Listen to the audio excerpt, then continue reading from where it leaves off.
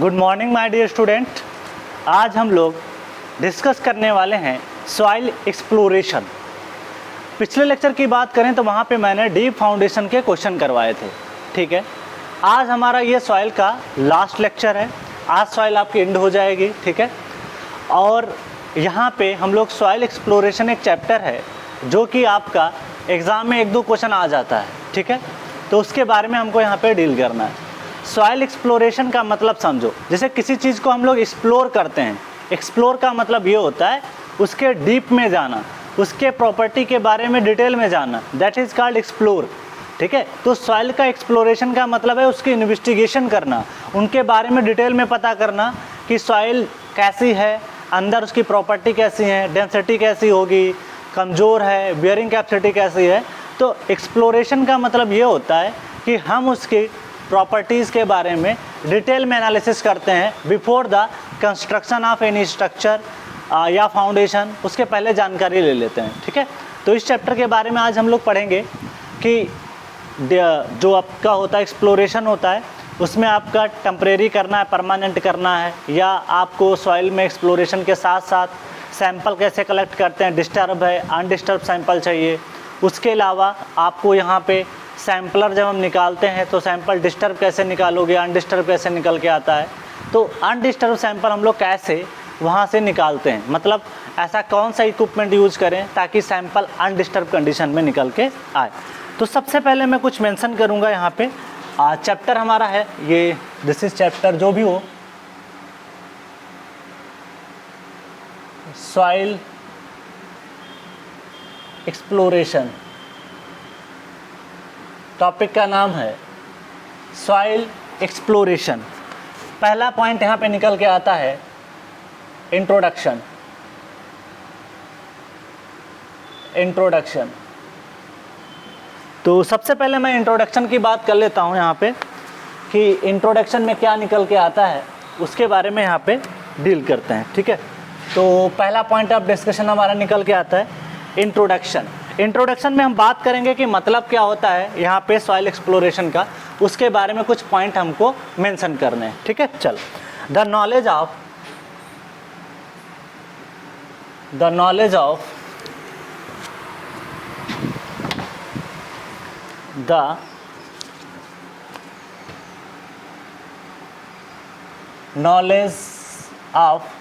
knowledge of सब soil, मतलब ground के नीचे की सॉइल।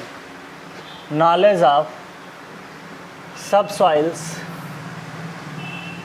सॉइल कंडीशंस, सब सॉइल कंडीशंस at a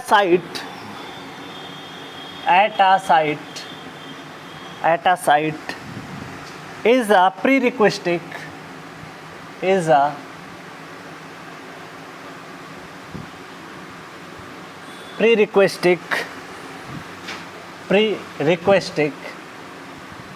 ठीक है, that is prerequisite for safe and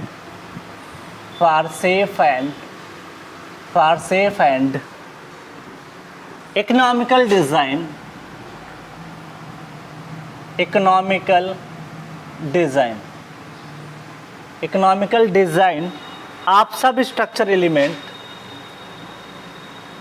substructure element, that's clear. चल, तो देखो क्या हो रहा है यहाँ पे। पहला पॉइंट यही कह रहा है कि द नॉलेज ऑफ सब सॉइल। इसका मतलब ये हुआ है कि सपोज दैट ये ग्राउंड है और ये ग्राउंड आपका है, this is the ground level. इसके नीचे की सॉइल अगर मैं बात करूँ तो यहाँ पे अगर कोई सॉइल है उसकी इन्वेस्टिगेशन करना ही हमारा जो काम है। It is the condition at site prerequisite for safe and economical design of substructure. मतलब फाउंडेशन डिज़ाइन करने के लिए आपको यहाँ की सॉइल की इन्वेस्टिगेशन करना बहुत ज़रूरी है कि सॉइल ऑर्गेनिक है, कि सॉइल इनऑर्गेनिक है, कि सॉइल ब्लैक पॉटन सॉइल है। ये सारी चीज़ों के बारे में पता करना, ये क्या कहलाता है, सॉइल एक्सप्लोरेशन, ठीक है। चल आगे बात करते हैं। दूसरा पॉइंट निकल के आता है, क्या कह रहा है, the field and laboratory studies, the field and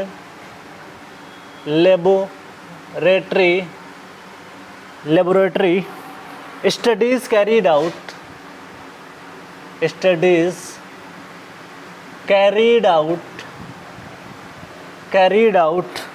for obtaining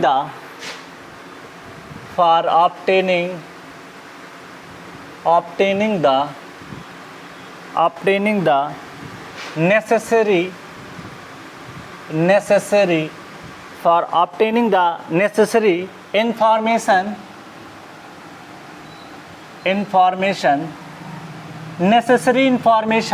about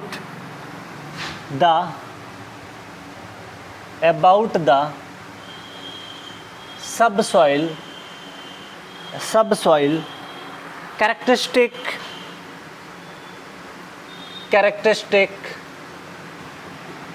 characteristics including the portion of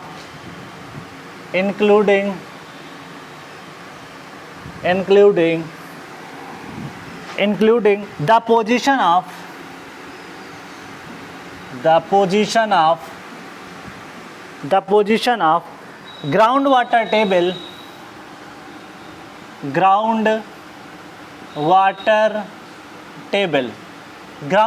table are termed as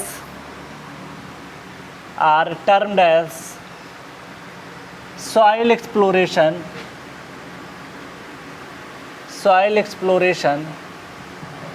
ठीक है, इसको क्या बोलते हैं? सॉइल एक्सप्लोरेशन बोलते हैं।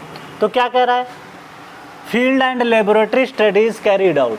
आप सॉइल का सैंपल यहाँ से निकाल लो, ये ग्राउंड है, this is the ground level, इसके नीचे की मिट्टी आप कहीं से निकाल लो और उस मिट्टी का आप लेबोरेटरी टेस्ट कर लो या फील्ड टेस्ट कर लो। लेबोरेटरी टेस्ट मतलब लिक्विड लिमिट, प्लास्टिक लिमिट, जो भी निकालना चाहो वो लेबोरेटरी टेस्ट है। या जैसे मान लो यहाँ पे आपने स्टैंडर्ड पेनिट्रेशन टेस्ट या प्लेट लोड परफॉर्म किया तो वो फील्ड टेस्ट हो जाएगा। ठीक है, studies carried out for the obtaining the necessary information, जो हमें ज़रूरी है वो इन्फॉर्मेशन हम ले लेंगे। द सब सॉइल कैरेक्टरिस्टिक, उसकी सब सॉइल के नीचे की कैरेक्टरिस्टिक के बारे में, उनकी प्रॉपर्टी के बारे में, including the position of ground water also, हम लोग जो है ग्राउंड वाटर के बारे में भी बता देंगे। तो that is called soil exploration. ठीक है, method of exploration next heading निकल के आ रही है, that is method of exploration. Method of exploration, ठीक है, हमको यहाँ पे एक्सप्लोर करने के मेथड देखते हैं। The subsoil exploration or the subsoil exploration the subsoil exploration are usually carried out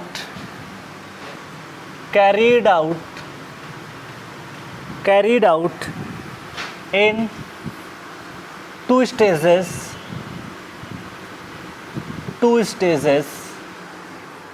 namely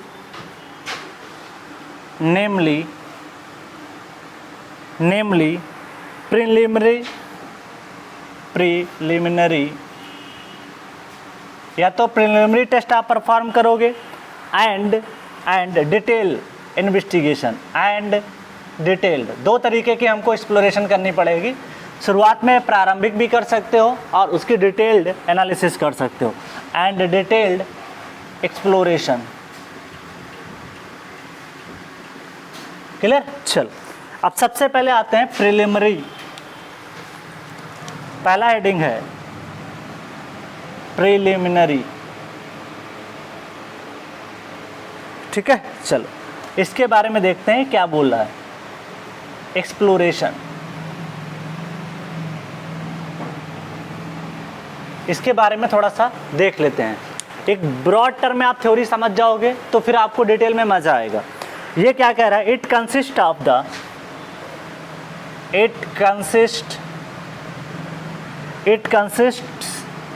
the geological का मतलब ये होता है अर्थ के बारे में स्टडी करना।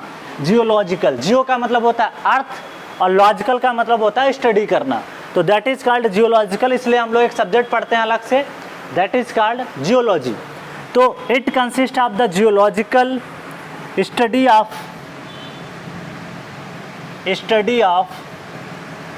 The site and the site reconnaissance and the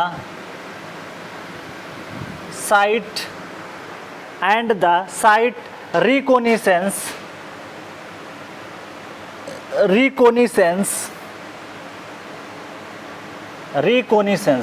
reconnaissance का मतलब होता है, सर्वे में भी पढ़ाया जाता है। रिकॉग्निशंस क्या होता है?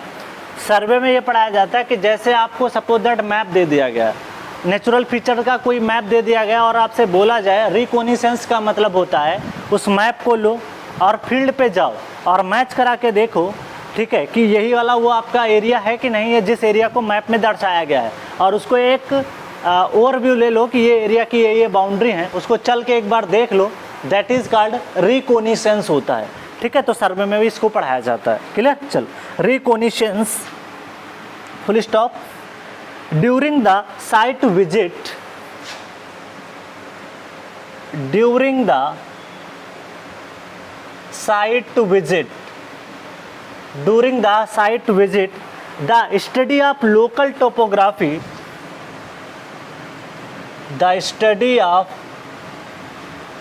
local topography, टोपोग्राफी का मतलब होता है नेचुरल फीचर्स, एज जैसे माउंटेन या फिर कोई आपका पेड़ पौधे, वो सब कहलाता है लोकल टोपोग्राफी के अंतर्गत आता है। लोकल का मतलब क्षेत्रीय होता है। ठीक है, टोपोग्राफी कामा एक्सकेवेशंस, कटिंग, अगर आपने कोई कटिंग कर रखी उसको भी देख सकते हो, कटिंग। ड्रेनेज पैटर्न कैसा है? ड्रेनेज पैटर्न का मतलब है कोई नदी है या कोई नाला है या कोई क्या कह सकते हो लेक है, तो ड्रेनेज पैटर्न की बात कर रहे हैं। ये सब आपको प्रिलिमिनरी सर्वे से पता चलेगा, ड्रेनेज पैटर्न। ठीक है, and other natural features, and other natural features. ठीक है, तो ये हमको बताता है प्रिलिमिनरी सर्वे, आपको बताता है एक्सप्लोर करके है कि आपको यहाँ पे या तो स्टडी ऑफ लोकल टोपोग्राफी, मतलब आपके कैसे वहाँ पे ट्री है वो बताएगा। एक्सकेवेशन, आपने कोई वहाँ पे मिट्टी की खुदाई की वो भी बता सकते हो। कटिंग भी बता सकते हो कि मिट्टी का वहाँ से कटाई की है। और ड्रेनेज पैटर्न बता सकते हो कि वहाँ पे कोई रिवर है कि नहीं है, ये भी बता सकते हो। और अदर नेचुरल फीचर्स बता सकते हो जो भी हो सकते हैं। ठीक है, तो इस तरीके से हम यहाँ पे सर्वे करते हैं। नेक्स्ट पॉइंट ऑफ डिस्कशन निकल के ये आता है कि ये तो हमने बता दिया। ठीक है, चलो नेचुरल फीचर्स हो गया, फिर आगे बात करते हैं natural features like streams. Like streams का मतलब होता है नदियाँ। कहीं पे भी स्ट्रीम की बात करते हैं इसका मतलब नदी के बारे में बात कर रहे हैं। फ्लड मार्क्स, फ्लड मार्क्स देख सकते हो कि कितना यहाँ पे बाढ़ का एरिया है। ये सारी बातें हमको पता चल जाती हैं प्रिलिमिनरी सर्वे में। चलो ओके, नेक्स्ट बात करते हैं etcetera test with cone penetration test, cone penetrometer, cone penetrometer and sounding rod, ये फील्ड टेस्ट होते हैं। Sounding rods can be very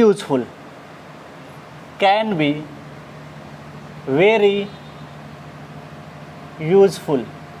ठीक है, चल पहले इसको मेंशन करो आप, उसके बाद में हम लोग नेक्स्ट डील करने वाले हैं डिटेल एक्सप्लोरेशन के बारे में। ठीक है, ये तो आपका इतना बेसिक फंडा था जो मैंने आपको क्लियर कर दिया। ठीक है, पहले आप इसको लिख लें फिर हम आगे बात करते हैं।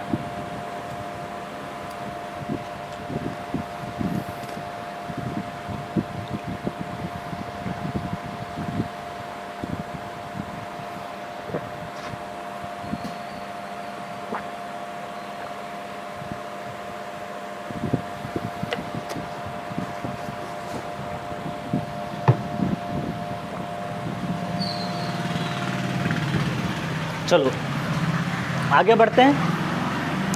अब एनालिसिस ये तो था आपका क्लियर हो गया। अब बात करेंगे डिटेल एक्सप्लोरेशन के बारे में। मैं इसको रफ कर रहा हूँ।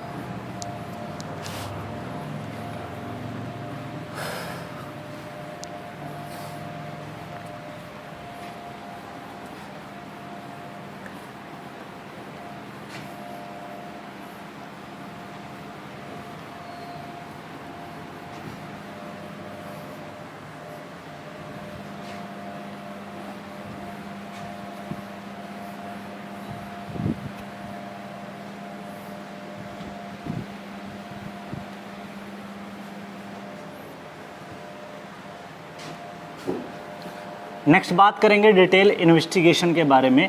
डिटेल एक्सप्लोरेशन के बारे में बात करने वाले हैं, ठीक है। यहाँ से भी आपके एग्जाम में एक क्वेश्चन सिर्फ पूछा गया था, लेकिन मैंने पढ़ा दिया क्योंकि वो टॉपिक में है सॉइल एक्सप्लोरेशन। तो यहाँ से फर्दर कभी क्वेश्चन आएगा तो आप कर ले जाओगे, इसलिए उसको हम पढ़ा देते हैं।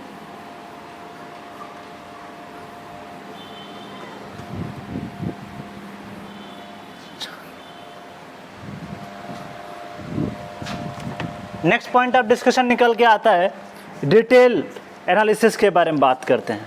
तो नेक्स्ट हेडिंग आपकी निकल के आ जाएगी, that is detailed exploration. Detailed exploration, इसके बारे में हमको यहाँ पे डील करना है, ठीक है। चलो इसमें पहला पॉइंट निकल के आता है। अब डिटेल की बात कर रहे हैं, अभी तक प्रिलिमिनरी सर्वे था, अब हम लोग बात करेंगे डिटेल के बारे में, ठीक है। तो यहाँ पे आपको जो भी इंफॉर्मेशन चाहिए वो डिटेल में चाहिए, ठीक है। अभी तक हमारा काम नहीं चल पा रहा था, आपको जो भी चीज़ें मिली वो आपको ऊपर के ग्राउंड के बारे में पता किया। अब आपको चाहिए डिटेल, तो इसके लिए आपको सॉइल के नीचे की प्रॉपर्टी के बारे में जानना बहुत ज़रूरी है, ठीक है। अभी तक आपने ऊपर के नेचुरल ग्राउंड को देख के बता दिया कि ऐसी चीज़ें होंगी, नदी है तो ये प्रॉब्लम हो सकती है, तो ये तो आपका स्टडी हो गया। अब हम बात करेंगे डिटेल्ड इन्वेस्टिगेशन के बारे में, या डिटेल एक्सप्लोरेशन की बात कर लो। चलो इसको इन्वेस्टिगेशन भी लिख सकते हो।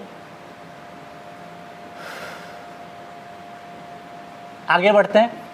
पहला पॉइंट ऑफ रेफरेंस ये कह रहा है, it follows the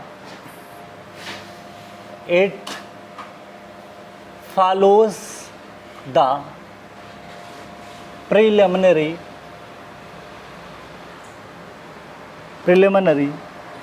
investigation,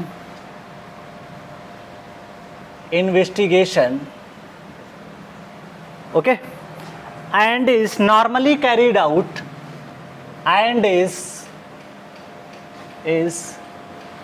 normally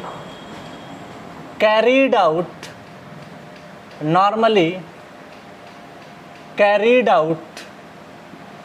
out to determine the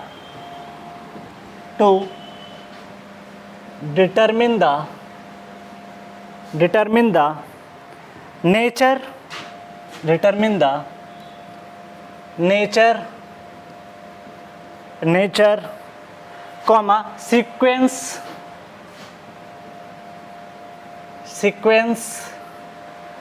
okay, and the thickness of various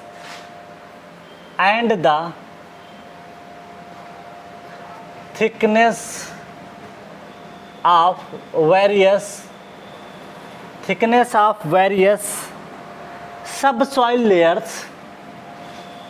subsoil, ये बहुत इंपॉर्टेंट पॉइंट है। सबसॉइल लेयर्स, सबसॉइल मतलब ग्राउंड के नीचे की सॉइल के बारे में बात कर रहा है। Subsoil layers, their lateral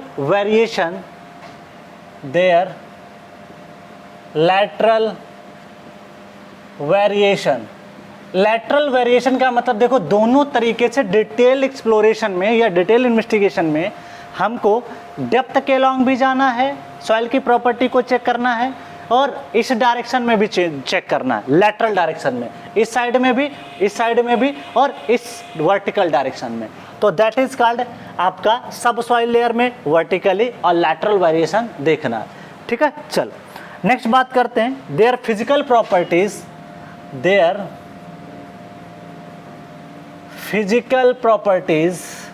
properties like density, ठीक है, सॉइल की density, unit weight, water content, ये सब फिजिकल प्रॉपर्टीज होती हैं। Physical properties and the position of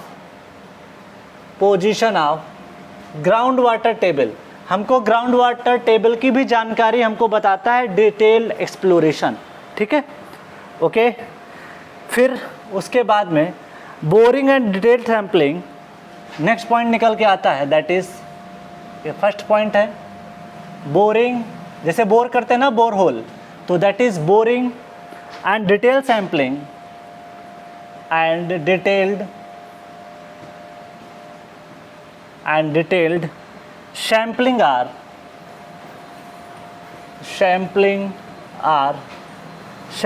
are usually undertaken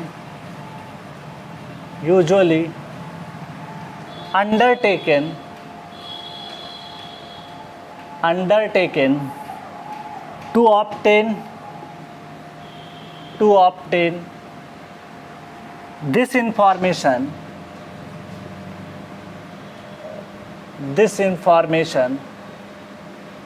information ठीक है।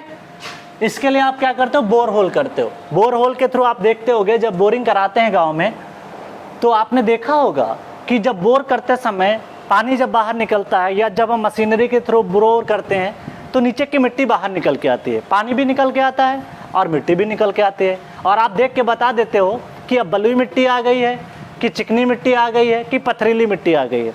गांव में भी देखा होगा जब बलुई मिट्टी आ जाती है तो कहते हैं बस आपको एक लिमिटेड डेप्थ तक जाते हैं और बलुई मिट्टी मिल जाती है, इसका मतलब है कि आपको एक्वीफर मिल गया, और एक्वीफर मिल जाता है तो उसी डेप्थ तक हम लोग बोर करते हैं। ऐसा भी नहीं है कि बोर बहुत कम डेप्थ तक किया जाता है, क्योंकि बोर फेल हो सकता है। क्यों? ग्राउंड वाटर टेबल नीचे चला गया, बोर फेल हो जाएगा, पानी ही नहीं आएगा। इसलिए हम लोग एक प्रॉपर डेप्थ में, आपने देखा होगा गाँव में तो 120-30 फीट पर आ जाता पानी है, लेकिन शहर की बात करें, क्योंकि शहर में पानी का दोहन बहुत ज़्यादा होता है और शहरों में ग्राउंड वाटर टेबल बहुत नीचे जा चुका है, इसलिए शहरों में बोरिंग इतनी जल्दी नहीं होती है और कराने के लिए पैसा भी बहुत ज़्यादा लगता है। बट गांव में आपने देखा होगा, गांव में इतना ज़्यादा ग्राउंड वाटर टेबल रिचार्ज हो जाता है। जैसे किसान ने पानी को निकाला ट्यूबवेल के माध्यम से, ठीक, और वो खेतों में गया और खेत से फिर इनफिल्ट्रेट करके पानी ज़मीन के अंदर चला जाता है, उसे बोलते हैं ग्राउंड वाटर रिचार्ज, फिर से रिचार्ज हो गया। शहरों में ऐसा नहीं हो पाता। क्यों नहीं हो पाता? क्योंकि शहरों में लोगों के मकान कैसे हैं, पक्के मकान हैं, और हर जगह उन्होंने आरसीसी कर रखी है, हर जगह फर्श लगवा रखी है, तो वो पानी सरफेस पे रहता है। पानी सरफेस पे रहने के कारण धूप में इवेपोरेशन होता है। जब इवेपोरेशन होता है तो पानी कहाँ चला जाता है, एटमॉस्फेयर में। अब वो पानी पता नहीं कि यहाँ बरसेगा कि नहीं बरसेगा, कहाँ बरसेगा, पानी तो यहाँ से चला गया, अब वो पता नहीं कहाँ बरसेगा, ये कोई पता नहीं। लेकिन जो किसान की बात करें गांव में, तो वहाँ पे पानी आपने देखा होगा कि खेत का पानी खेत में ही रिसाव होकर नीचे चला जाता है और फिर से वो ग्राउंड वाटर टेबल को ज्वाइन कर लेता है, ठीक है। तो वही ये कहना चाह रहे हैं, जब हम लोग बोरिंग कराते हैं तो वहाँ पे मिट्टी बाहर निकल के आती है, उस मिट्टी को देख के बता दिया जाता है कि ये मिट्टी बलुई मिट्टी है, चिकनी मिट्टी है, पथरीली मिट्टी है। उसी हिसाब से हमको एनालिसिस कर सकते हैं, डिटेल्ड सैम्पलिंग वहाँ से पता कर सकते हैं, ठीक है। तो वही बात यहाँ पे लिखी गई। और आपने देखा भी होगा गाँव में कि पहले गाँव में बोर करते थे तो इस तरीके से आपने देखा होगा, यहाँ पे घिरनी बांध देते थे, पुली जिसको बोलते हो, इस तरीके से। फिर इधर रस्से के माध्यम से कुछ मजदूर खींचते थे, उसके बाद में यहाँ पे एक बोगी बोलते थे, इसको अभी पढ़ेंगे, इसको भी पढ़ेंगे। यहाँ पे कटिंग टूल लगा होता था और ये नीचे ज़मीन के अंदर जाता था, ठीक है। तो इस तरीके से हम लोग बोर होल वहाँ पे करते थे। अभी इसके बारे में बात करेंगे, इसके बारे में हम लोग यहाँ पे डील करेंगे। इसको बोलते हैं वाश बोरिंग, इसको बोलते हैं वाश बोरिंग, क्योंकि इसमें पानी निकलता रहता है, ठीक है। चल आगे बढ़ते हैं। यहाँ पे दैट इज, ये तो क्लियर हो गया। अब हेडिंग डालते हैं method of boring, methods of boring, methods of boring, ठीक है। तो ध्यान रखिएगा, जब डिटेल्ड की बात कर रहे हैं तो डिटेल्ड में मतलब मेरे को जमीन के नीचे की जो मिट्टी है उसके बारे में इंफॉर्मेशन पता हो जाए, दैट इज कॉल्ड डिटेल, ठीक है। तो इस चीज़ का ध्यान रखिएगा। यहाँ पे मेथड्स ऑफ बोरिंग का मतलब ये है, ये हमारे कई सारे मेथड्स होते हैं और डिपेंड कर जाते हैं कि सूटेबिलिटी कैसी है। भाई देखो, आपके ऊपर डिपेंड करता है, मेथड तो कई होते हैं और आपको कौन सा सूट करता है, क्लियर। जैसे आप बहुत सारी चीज़ें जैसे आपने देखा होगा, हर चीज़ तो आपको सूट नहीं करती है, जो चीज़ सूट करती है आप उसी का यूज़ करते हो, ठीक है। जैसे आपके बस, जैसे सपोज दैट आप स्प्लेंडर प्लस गाड़ी चला लेते हो तो आपको वो सूट करती है। हो सकता है कि आप बड़ी गाड़ी ना चला पाओ, ठीक है, वो चलाना आपके लिए सही ना हो, तो इसलिए आपकी सूटेबिलिटी के हिसाब से ही काम होता है। वही बात यहाँ पे मेथड डिपेंड कर जाता है आपकी सूटेबिलिटी के ऊपर। क्लियर? चल, तो the suitability of any, this is the suitability of any particular method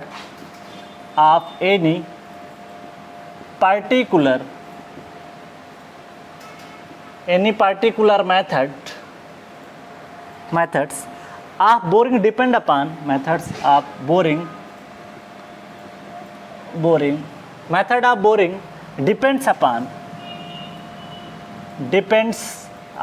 ये डिपेंड कर जाता है किसके ऊपर? Depends upon mainly on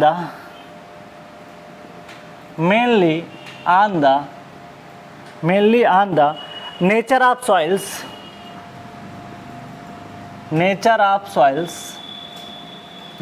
soils, the position of ground water, the position of water table,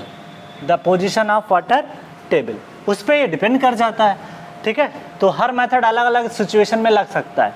पहला निकल के आता है auger boring, this is called auger boring. यहाँ से ऑब्जेक्टिव क्वेश्चन निकल के आते हैं। पहला है एगर बोरिंग। अब पहला पॉइंट रेफरेंस निकल के ये आता है इसके बारे में कि auger boring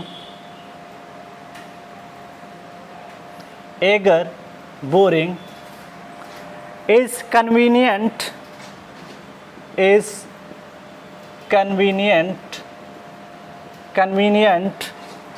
in the case of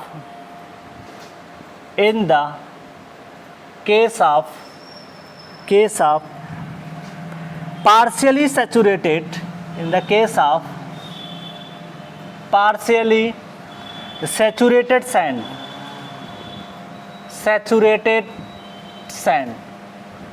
partially saturated sand, comma silts, saturated sand में परफॉर्म कर सकते हो एगर बोरिंग को, और सैंड में, सिल्ट में, एंड मीडियम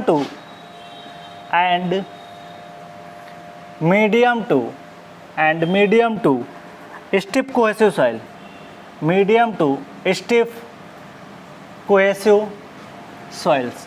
इसका मतलब है कि आप इसको एगर बोरिंग को आप हार्ड रॉक में परफॉर्म नहीं कर सकते, ठीक है।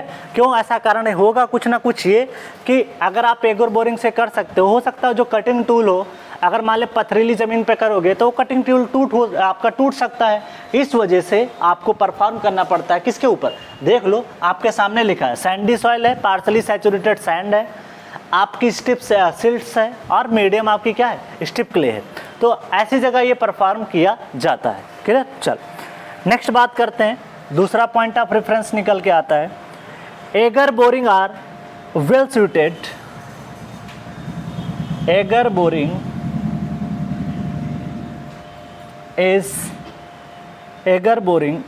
Are well suited for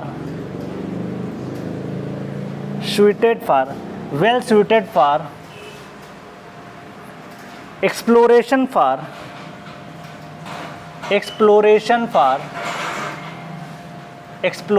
for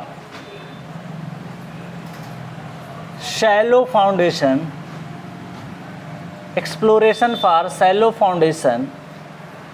highways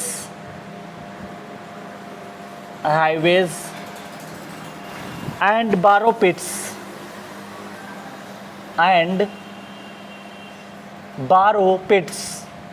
जो गड्ढे खोदते हो ना, ज़रूरत पड़ती कहीं पे, तो वो बारो पिट्स उसको बोला जाता है। चल, तो अगर आपका सैलो फाउंडेशन है, डीप फाउंडेशन में इसको परफॉर्म नहीं करते हैं, ज़्यादातर सूटेबल नहीं होता है। परफॉर्म कर सकते हो लेकिन सही नहीं होता है, उसके लिए वेल सूटेड नहीं होता है। वेल सूटेड का मतलब है वेरी सूटेबल, वेरी सूटेबल का मतलब यहाँ पे है सैलो फाउंडेशन के लिए, हाईवे कहीं पे बना रहे हो उसके लिए सूटेबल है, और आपका बारो पिट्स के लिए सूटेबल है। That's clear. चल नेक्स्ट पॉइंट ऑफ डिस्कशन है, third point, shell sell and auger methods and agar methods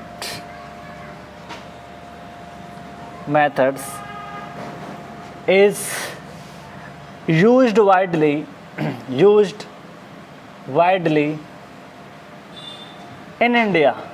India में ज़्यादातर यूज किए जाते हैं, ठीक है क्लियर। चलो इस तरीके से आप पॉइंट यहाँ पे मेंशन कर सकते हो, ठीक है। यहाँ पे एक और पॉइंट मैं मेंशन कर देता हूँ, इसको क्या बोलते हैं, सेल के बारे में लिख देता हूँ कि इसको सेल को क्या बोलते हैं। Uh cell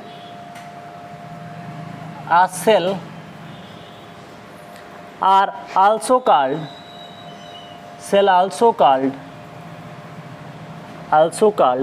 a sand baler,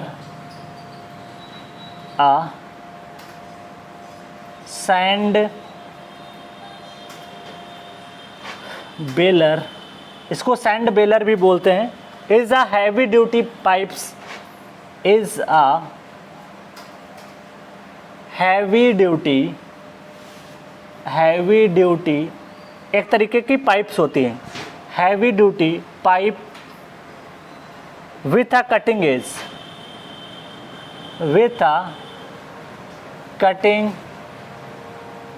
ठीक है। एक पाइप ही होती है, मतलब आपको जो सेल की बात कर रहे हैं ना, सेल का मतलब होता है थिन सेल, ठीक है। थिन सेल ऐसे ही होता है, सर्कुलर पार्ट होता है, ठीक है, बीच में हालो रहता है, और उसको कट करने के लिए हम लोग यहाँ पे कटिंग एज लगा देते हैं और ऐसे पेनिट्रेट कराते हैं। तो आपको यहाँ पे सॉइल कट करते जाते हैं और आपका क्या कहते हैं, यहाँ पे आपको जो भी चाहिए वो डिटेल एगर बोरिंग और जो भी आप सेल करते हो यहाँ से सॉइल की इन्वेस्टिगेशन कर सकते हो, ठीक है। तो इसलिए ध्यान रखिएगा, इसे सैंड बेलर भी बोलते हैं। It is a heavy duty pipe, heavy duty का मतलब काफ़ी मजबूत पाइप रखी जाती है, ठीक है। तो आप पहले इसको लिखें, उसके बाद में हम नेक्स्ट पार्ट डील करते हैं।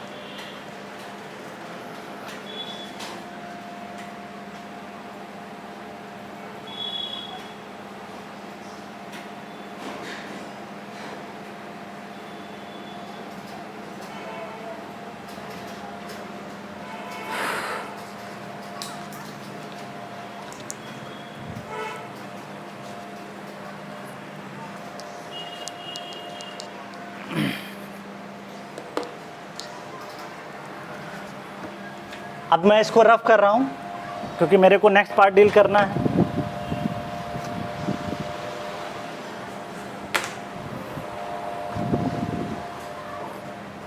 आगे बात करते हैं, नेक्स्ट बोरिंग की बात करते हैं, परकशन या वाश बोरिंग जिसको बोलते हैं, उसके बारे में थोड़ा सा डील करते हैं।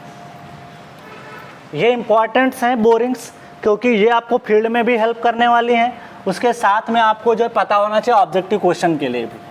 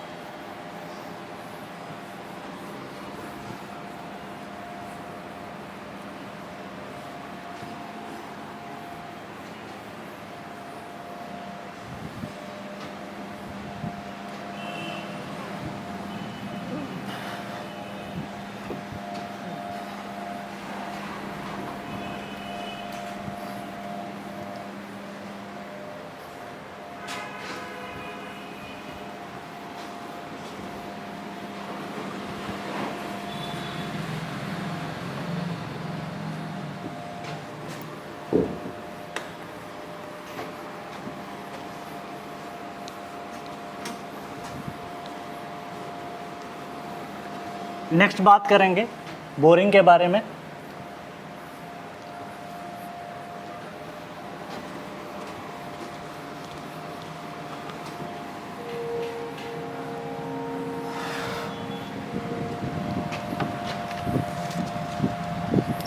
नेक्स्ट बोरिंग निकल के आती है, ये तो हो गया आपका। नेक्स्ट बोरिंग निकल के आता है वाश बोरिंग। इसको आपने गांव में जनरली देख रखा होगा, तो दैट इज वाश बोरिंग, किसके बारे में बात करने वाले हैं? वास बोरिंग के बारे में हम लोग यहाँ पे बात करने वाले हैं। दिस मेथड कंसिस्ट ऑफ, पहला पॉइंट है this method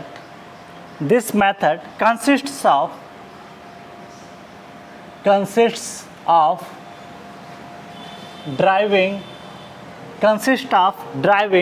a casing pipe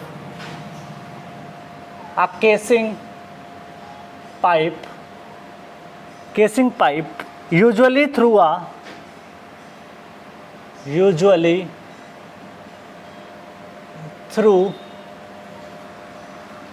heavy drop hammer,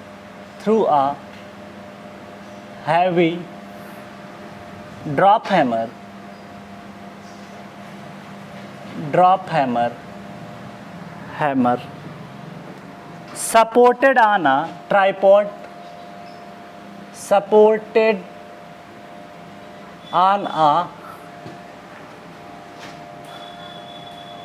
tripod होता है जिसमें 3 पैर होते हैं, उसे बोलते हैं ट्राइपॉड। जैसे आप लोगों ने देखा होगा जब आप सर्वे करते हो, ठीक है, लेवलिंग करते हो, थियोडोलाइट यूज करते हो तो ट्राइपॉड यूज करते हो, वैसे ये भी एक ट्राइपॉड होता है, ठीक है, दैट इज ट्राइपॉड एंड पुली। गांव में देखा होगा जब बोर कराते थे पहले, अभी भी होती है, ऐसा नहीं है, अभी बोरिंग होता है तो वहाँ पे अब तो मैकेनिकल इक्विपमेंट से हो जाता है, मशीनरी आ गई है। पहले के समय, आज के 10 साल पहले जाओ, 10 साल पहले अगर आप देखोगे तो इस तरीके की बोरिंग यूज की जाती थी। अभी बताते हैं नेक्स्ट पॉइंट आप reference, water forced under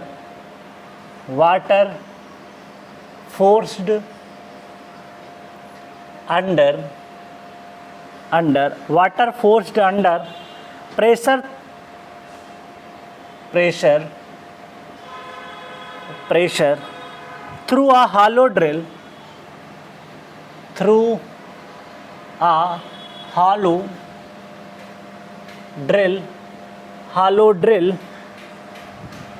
rod which may be rotated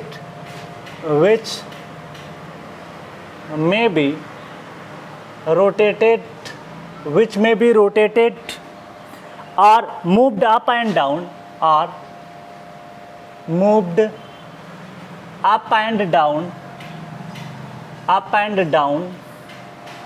inside the casing of pipe, inside the casing pipe। अभी पूरी पिक्चर क्लियर हो जाएगी आपको। दूसरा पॉइंट है वास boring can be conveniently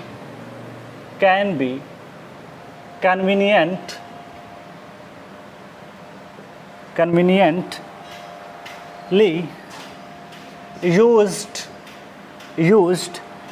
even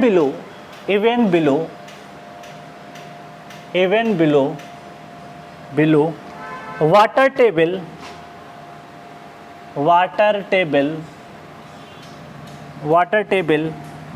in practically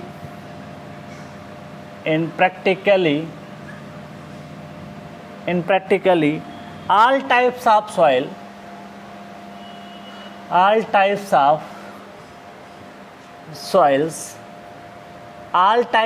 soils, ठीक है, एक्सेप्ट किस में नहीं हो सकता, एक्सेप्ट हार्ड सॉइल और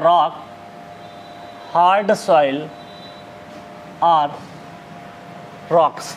हार्ड सॉइल में परफॉर्म नहीं किया जाता। क्यों नहीं किया जाता आप खुद ही बता सकते हो। अब इसको थोड़ा सा बताते हैं, समझाते हैं। आपने देखा होगा ये है ग्राउंड, सपोज दैट ये है ग्राउंड लेवल, ठीक।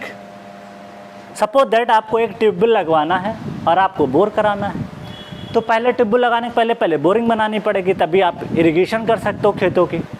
तो क्या करते हैं, सबसे पहले आपने देखा होगा, गांव की भाषा में अगर हम बताएं आपको, तो आप प्रैक्टिकली देखोगे, सबसे पहले भाई पूजा वूजा करवा लेते हैं तब बनवाते हैं, ठीक है। तो यहाँ पे पूजन वूजन हो जाता है, उसके बाद में हम लोग क्या करते हैं, यहाँ पे छोटा सा कट करते हैं, कट करने के बाद में यहाँ पे ट्राइपॉड लगा देते हैं। क्या लगा देते हैं? ट्राइपॉड लगा देते हैं। इस तरीके से आपने देखा होगा, यहाँ एक लोहे की पुली टंगी रहती है, ठीक है, हैंग कर देते हैं। यहाँ से रस्सा या वायर, जो बिजली के तार होते थे, ज़्यादातर इसी से कराया जाता है। क्यों? क्योंकि इतनी बार उसको मूवमेंट होता है कि बिजली के तार तो नहीं कटेंगे लेकिन रस्सा कट जाएगा आपका, इसलिए ज़्यादातर बिजली के तार यूज किए जाते थे, ठीक है। इस तरीके से यहाँ पे एक क्या कहते हैं, लकड़ी के बांस के थ्रू बांध दिया जाता था रस्से को, और यहाँ पे वर्कर्स खींचते थे। 2 वर्कर इधर लग जाते थे, 2 वर्कर इधर लग जाते थे, और इसको इस तरीके से खींचते थे, ठीक। और जब बोरिंग धीरे धीरे क्या है, यहाँ पे आपने कट करते गए, और यहाँ पे जो भी है, इसको मैं इधर नहीं दिखा रहा हूँ क्योंकि मेरे को कुछ चीज़ें और बतानी है। ये रस्से के माध्यम से यहाँ पे आपने देखा होगा, इसको बोलते हैं बोगी, इसको बोलते थे बोगी, गांव की भाषा में बोगी बोलते हैं, बट यहाँ पे मैं अपना टर्म एक्सप्लेन कर दूंगा। यहाँ पे इसके माध्यम से इसको लगा दिया जाता है, ठीक है। अगर आप इसको सीख जाओगे ना तो क्वेश्चन तो बहुत आसानी से निकलने वाले हैं। ये तो आपको गांव में देखा है ना, तो इसलिए आपको बहुत जल्दी याद हो जाएगा, ठीक है। चलो, तो यहाँ पे एक हुक के माध्यम से इसको लगा दिया जाता है, और यहाँ पे आपने देखा होगा कुछ कटिंग टूल होता है, ठीक है। यहाँ पे कुछ कट रहता है, हल्का सा है। यहाँ पे एक बाल होता है आपका सर्कुलर, ठीक। इस तरीके से कटिंग होता है। ये कटिंग एज शार्प एजेज होते हैं क्योंकि मिट्टी को नीचे कट करना होता है, ठीक है। शार्प नहीं बनाओगे तो कटेगा ही नहीं मिट्टी। इसको क्या होता है, हाइट से गिराते हैं, इसके पास पोटेंशियल एनर्जी होती है, तो जैसे ही कट करता जाता है, यहाँ की मिट्टी जैसे कट होती है इसके अंदर फिल होती जाती है, ठीक। और ये बाल इस तरीके से बनाया जाता है कि जैसे ही ये आता है, मिट्टी कट करता है, मिट्टी अंदर चली जाती है और ये वाल फिर से क्लोज हो जाता है। तो यहाँ पे ये वाल तरह की तरह काम करता है, ये क्लोज हो जाता है। फिर गिराते हैं, फिर मिट्टी इसके अंदर आ जाती कट होने के बाद में, और फिर वाल बंद हो जाता है। ऐसे ऐसे जब हम देखते हैं कि ये काफ़ी फिल हो गया, यहाँ तक मिट्टी फिल हो गई या पानी फिल हो गया, तो फिर वर्कर्स के माध्यम से इसको खींच लेते हैं, और खींचने के बाद में फिर इसको, इसमें जो भी मिट्टी उट्टी आई होती है उसको गिरा देते हैं। अगर चिकनी मिट्टी होती है तो आपने देखा होगा गांव में हथौड़े से इसको क्या कहते हैं, प्रेस करते हैं, और जो भी मिट्टी इसके आसपास में लगी रह जाती थी वो गिरा देते थे। ऐसे करते करते करते हम लोग क्या करते, काफ़ी डीप चले जाते हैं। जब डीप चले जाते हैं ना, तो ये रस्सा जो बहुत छोटा भी था, ये आपको कम से कम 200-150 मीटर दूर जाना पड़ जाएगा, ठीक है। 120, 140, 50 फीट आपको दूर जाना पड़ जाता है, क्योंकि जैसे रस्सा जितना डीप नीचे जाएगा उतना आपको खींचने के लिए दूर भी जाना पड़ेगा। तो इस तरीके से बोर हम लोग करते हैं, क्लियर, ठीक है। अब समझो क्या होता है। अब बोर के लिए खास बात यह है, आपने देखा होगा केसिंग भी करते चलते साथ में। केसिंग का मतलब आपने गांव की भाषा में इसको बम्बा बोलते थे। क्या बोलते थे? बम्बा बोलते थे। अगर आप देखोगे तो आपने देखा होगा जैसे ही ये थोड़ा सा नीचे 10 फीट तक जाता है, लोहे का एक केसिंग होता है, जो यहाँ पे लिखा हुआ है। क्या लिखा है कि this method consist of driving a casing pipe. एक ड्राइविंग केसिंग पाइप होता है through a heavy drop hammer. Heavy drop hammer ये होता है, ठीक है। और जो केसिंग पाइप होती है ना, वो कुछ इस तरीके से आपकी बनी होती है, ठीक है। चल, तो इसको बोलते हैं केसिंग पाइप। इस तरीके से इसी के अंदर आता रहता है, ठीक है, क्लियर। चल, तो केसिंग पाइप का हम लोग यूज करते हैं। फिर क्या कह रहा है, ट्राइपॉड, तो इसको बोलते हैं जिसमें 3 पैर रहते हैं। तीसरा मैं दिखा नहीं रहा हूं यहाँ पे। This is called tripod, this is called pulley, this is called pulley, ठीक है। और force under the pressure through hollow drill rod. Hollow ये रॉड होती है, ये हॉलो होती है, इसमें अंदर आपका मटेरियल फिल हो जाता है rod, which may be rotator और मूव अप एंड डाउन। ये हो सकता है, जैसे अगर मशीनरी से करोगे तो ये रोटेट होती रहती है, आपने देखा भी होगा practically.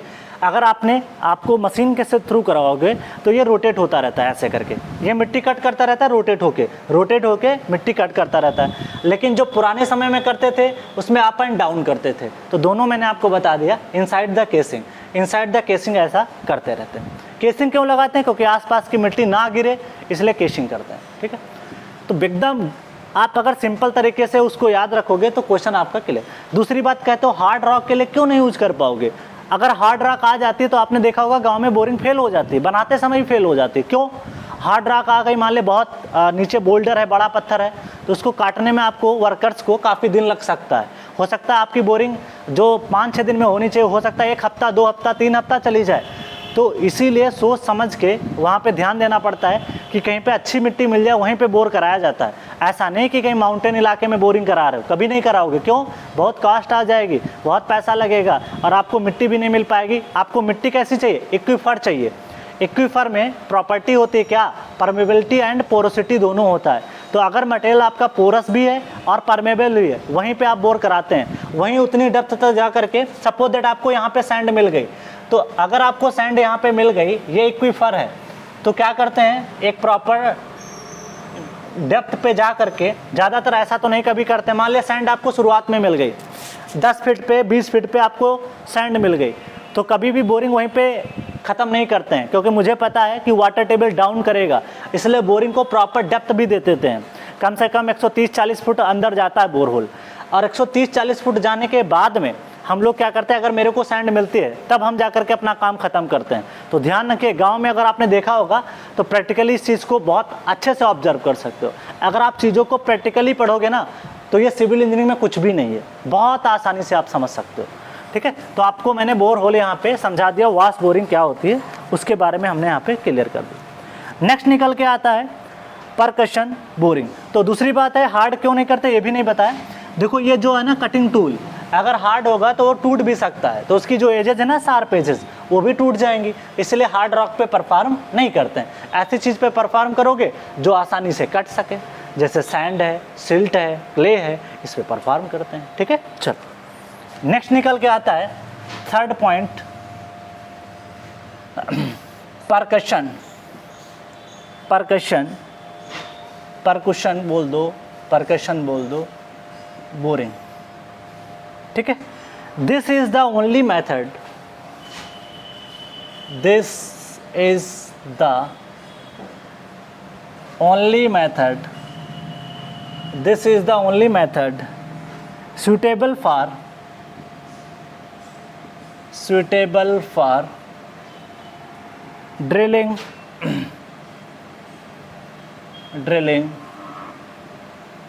boreholes, in a bouldery, जहाँ पे बोल्डर पथरीली ज़मीन रहेगी वहाँ की बात कर रहे हैं, बोल्डरी and Gravely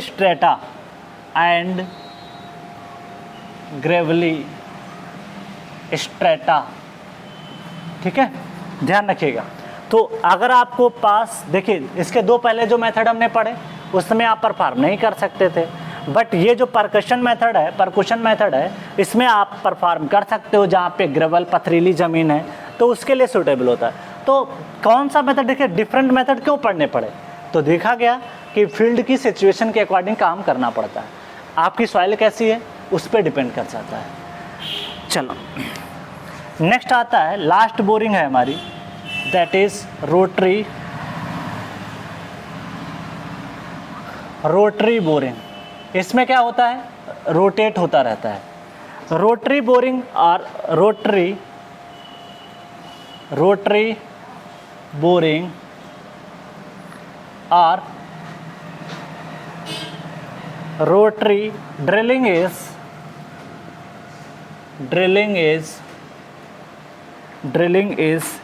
useful if the soil is highly resistant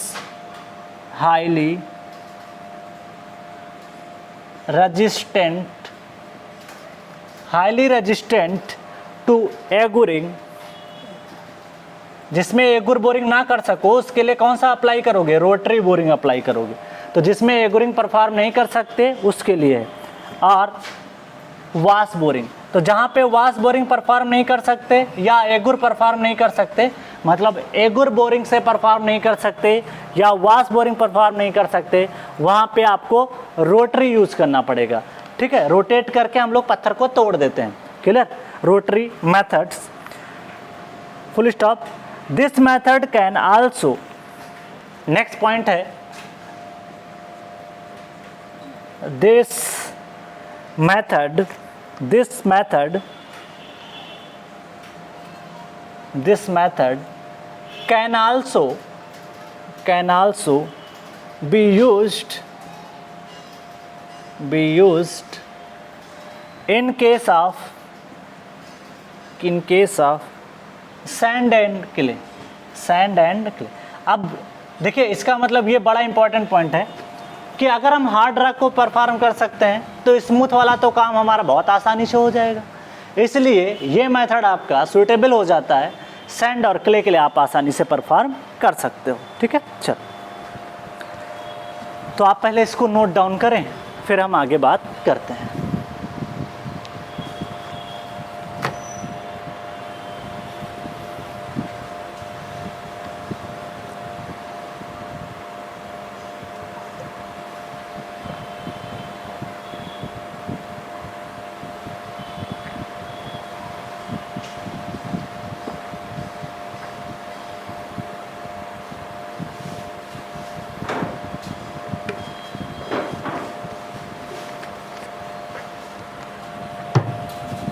चलो अब रफ करते हैं चीज़ों को।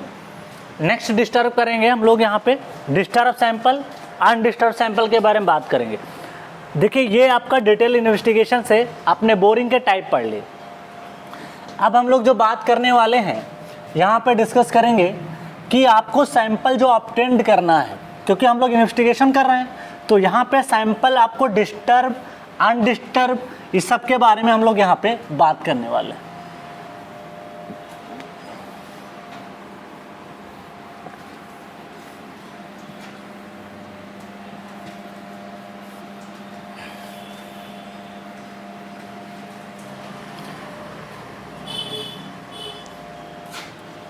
डिस्टर्ब सैंपल किसे बोलते हैं उसके बारे में बता देते हैं, अनडिस्टर्ब सैंपल किसे कहते हैं उसको भी डील कर लेते हैं, और एक सैंपल और होता है उसका नाम होता है रिप्रेजेंटेटिव सैंपल, उसके बारे में हमको यहाँ पे पता करना है। ठीक है, क्योंकि अक्सर यूज होता है ना कि डिस्टर्ब सैंपल, अनडिस्टर्ब सैंपल, तो सबके बारे में हम वहाँ पे आपको बता देते हैं।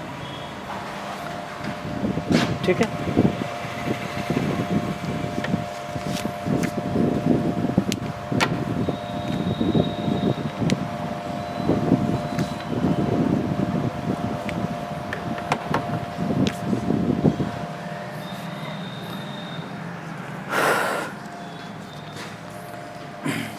तो पहला आता है सॉइल सैंपल्स। सॉइल सैंपल्स, ठीक है, क्लासिफाइड इनटू 2 कैटेगरीज या 3 categories. Classified into 3 categories. Mainly वैसे 2 ही होता है, एक डिस्टर्ब होता है, एक अनडिस्टर्ब होता है, बट इसको हम लोग यहाँ पे 3 टाइप लिखते हैं। 3 टाइप। पहला है डिस्टर्ब्ड सैंपल। ठीक है, चलो इसके बारे में पहले एक्सप्लेन कर देते हैं, फिर बाद में हम लोग लिख लेंगे यहाँ पे अनडिस्टर्ब सैंपल भी और रिप्रेजेंटेटिव भी। तो यहाँ पे मतलब निकल के आता है डिस्टर्ब सैंपल। आपको क्या लगता है कि डिस्टर्ब का मतलब क्या होता है? डिस्टर्ब का मतलब ही निकल के आता है कि कुछ ना कुछ आपने डिस्टर्ब कर दिया। इसका मतलब ये हुआ कि जब हम सैंपल को निकाल के लाते हैं तो आपने सॉइल के स्ट्रक्चर को डिस्टर्ब कर दिया, so it is called disturb sample. In disturb sample, in disturbed sample of soil, sample of soil, comma, soil structure, soil structure will be destroyed, will be destroyed। यहाँ पे आपका soil का जो structure होगा वो मतलब आपका डिस्टर्ब होने की वजह से टूट जाएगा, ब्रेक हो जाएगा। जो मॉलिक्यूल आपके पहले जुड़े हुए थे, ठीक है, वो अलग अलग हो जाएंगे। ठीक है, तो इस तरीके से इसको बोलते हैं soil structure will be destroyed. वो आपका डिस्ट्रॉय बोल सकते हो या ब्रेक भी लिख सकते हो, और ब्रेक, और ब्रेक। ठीक है, तो इस तरीके से यहाँ पे हो सकता है। दूसरी बात है and water content, and water content, water content will also change. अगर आप सैम्पलिंग कर रहे हो ना, तो हो सकता है कि आपका वहाँ पे परफॉर्म करते समय नेचुरली वाटर कंटेंट कुछ और था, और वहाँ से निकालने के बाद जब तक आपने लैब तक लेके आए, हो सकता है कि वाटर कंटेंट बदल जाए। तो ऐसे सैंपल को हम लोग बोलते हैं डिस्टर्ब सैंपल। तो ये बात तो आपको क्लियर हो गई। अब बात कर लेते हैं, दूसरा है undisturb sample. Undisturbed sample, undisturb sample. Undisturb sample क्या होता है उसको समझते हैं,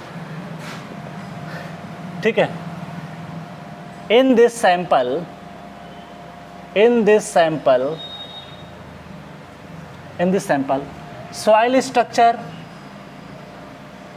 soil structure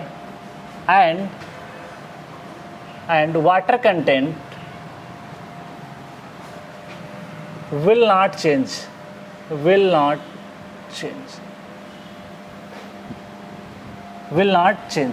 ठीक है, ये बदलता नहीं है।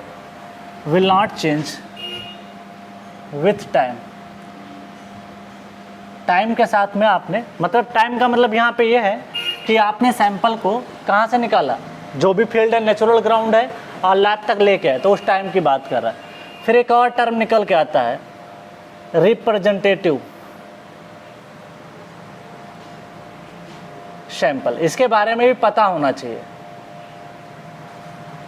रिप्रेजेंटेटिव सैंपल में कुछ बातें निकल के आती हैं। इन this sample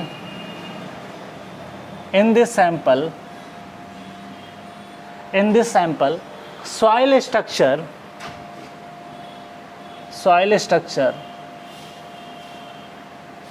may be disturbed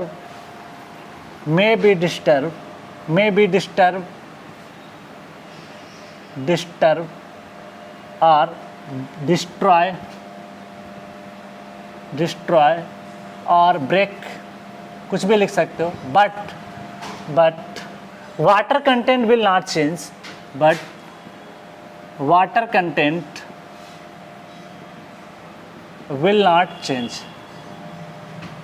तो ध्यान रखिएगा, जब भी आपका कोई अनडिस्टर्ब सैंपल होगा, तो जो डेंसिटी आपकी फील्ड पे थी वही डेंसिटी लैब में होनी चाहिए।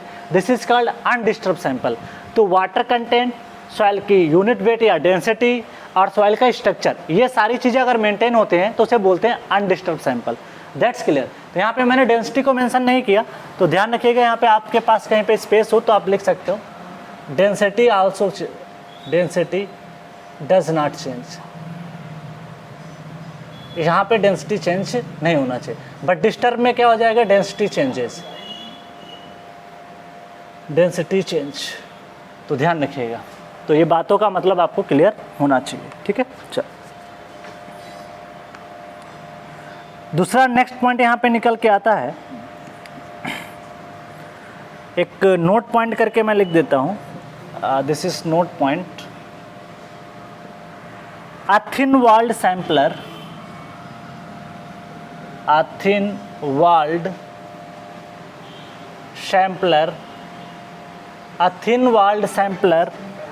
as per IS कोड है 2132 1972। इसके अकॉर्डिंग याद करने की ज़रूरत नहीं है। is used to collect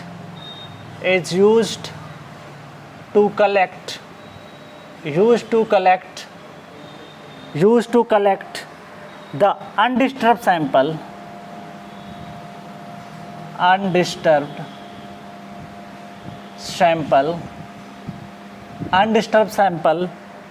ठीक है। चल, तो एक थिन वाल जो सैम्पलर होता है, थिन वाल क्या होता है, थिक वाल क्या होता है, सबके बारे में डिस्कस करते हैं, ठीक है। तो इसके बाद में हमको जो डिस्कस करना है वो सैम्पलर के बारे में डिस्कस करना है। तो सबसे पहले हम लोग जो डिस्कस करेंगे वो सैम्पलर के बारे में डिस्कस करेंगे। तो for collection of sample we use the sampler. तो for sample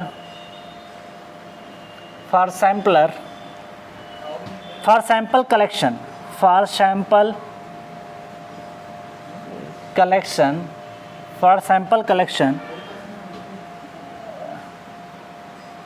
sampler is used, ठीक है, क्या यूज करोगे, सैंपलर लाना पड़ता है और कई टाइप के वो सैंपलर होते हैं, उससे हम लोग सैंपल को कलेक्ट करते हैं, ठीक है। चल, तो यहाँ पे बातें कुछ निकल के आती हैं, तो पहले आप इसको नोट करो, फिर मैं एक साथ सारी इस बातों को क्लियर करूँगा।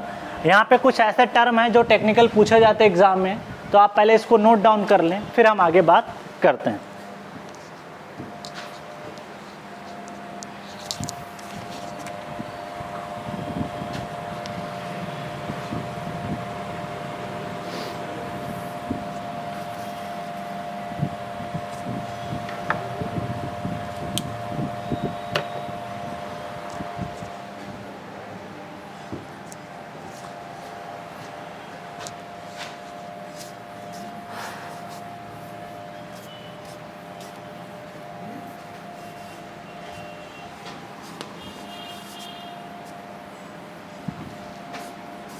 अब बात करेंगे यहाँ पे कुछ डिफरेंट टर्म्स निकल के आते हैं, उसके बारे में थोड़ा सा डील करते हैं।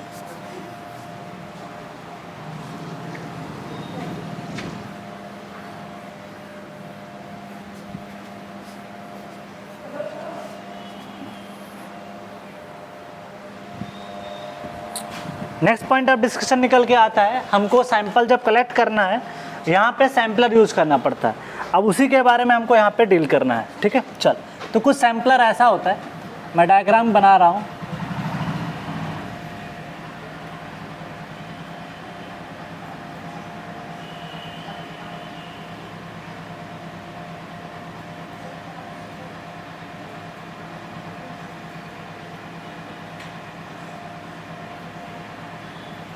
कुछ इस तरीके से आपका सैंपलर होता है, ठीक है।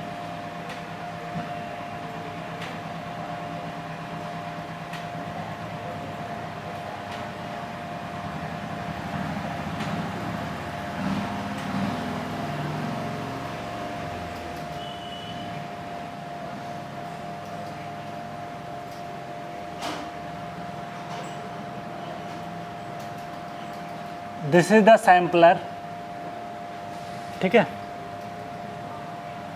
और यहाँ पे डायमीटर देखो, याद करने का तरीका बता रहा हूँ, उसी तरीके से याद करिएगा, ठीक है। क्लियर। चल देखो, सबसे पहले हम डायमीटर कहाँ से मान रहे हैं उसको ध्यान रखिएगा। सबसे पहले स्टार्ट हम लोग कर रहे हैं, ये diameter, this is called D1, ठीक, इसको माना है D1। फिर इसके आउटर से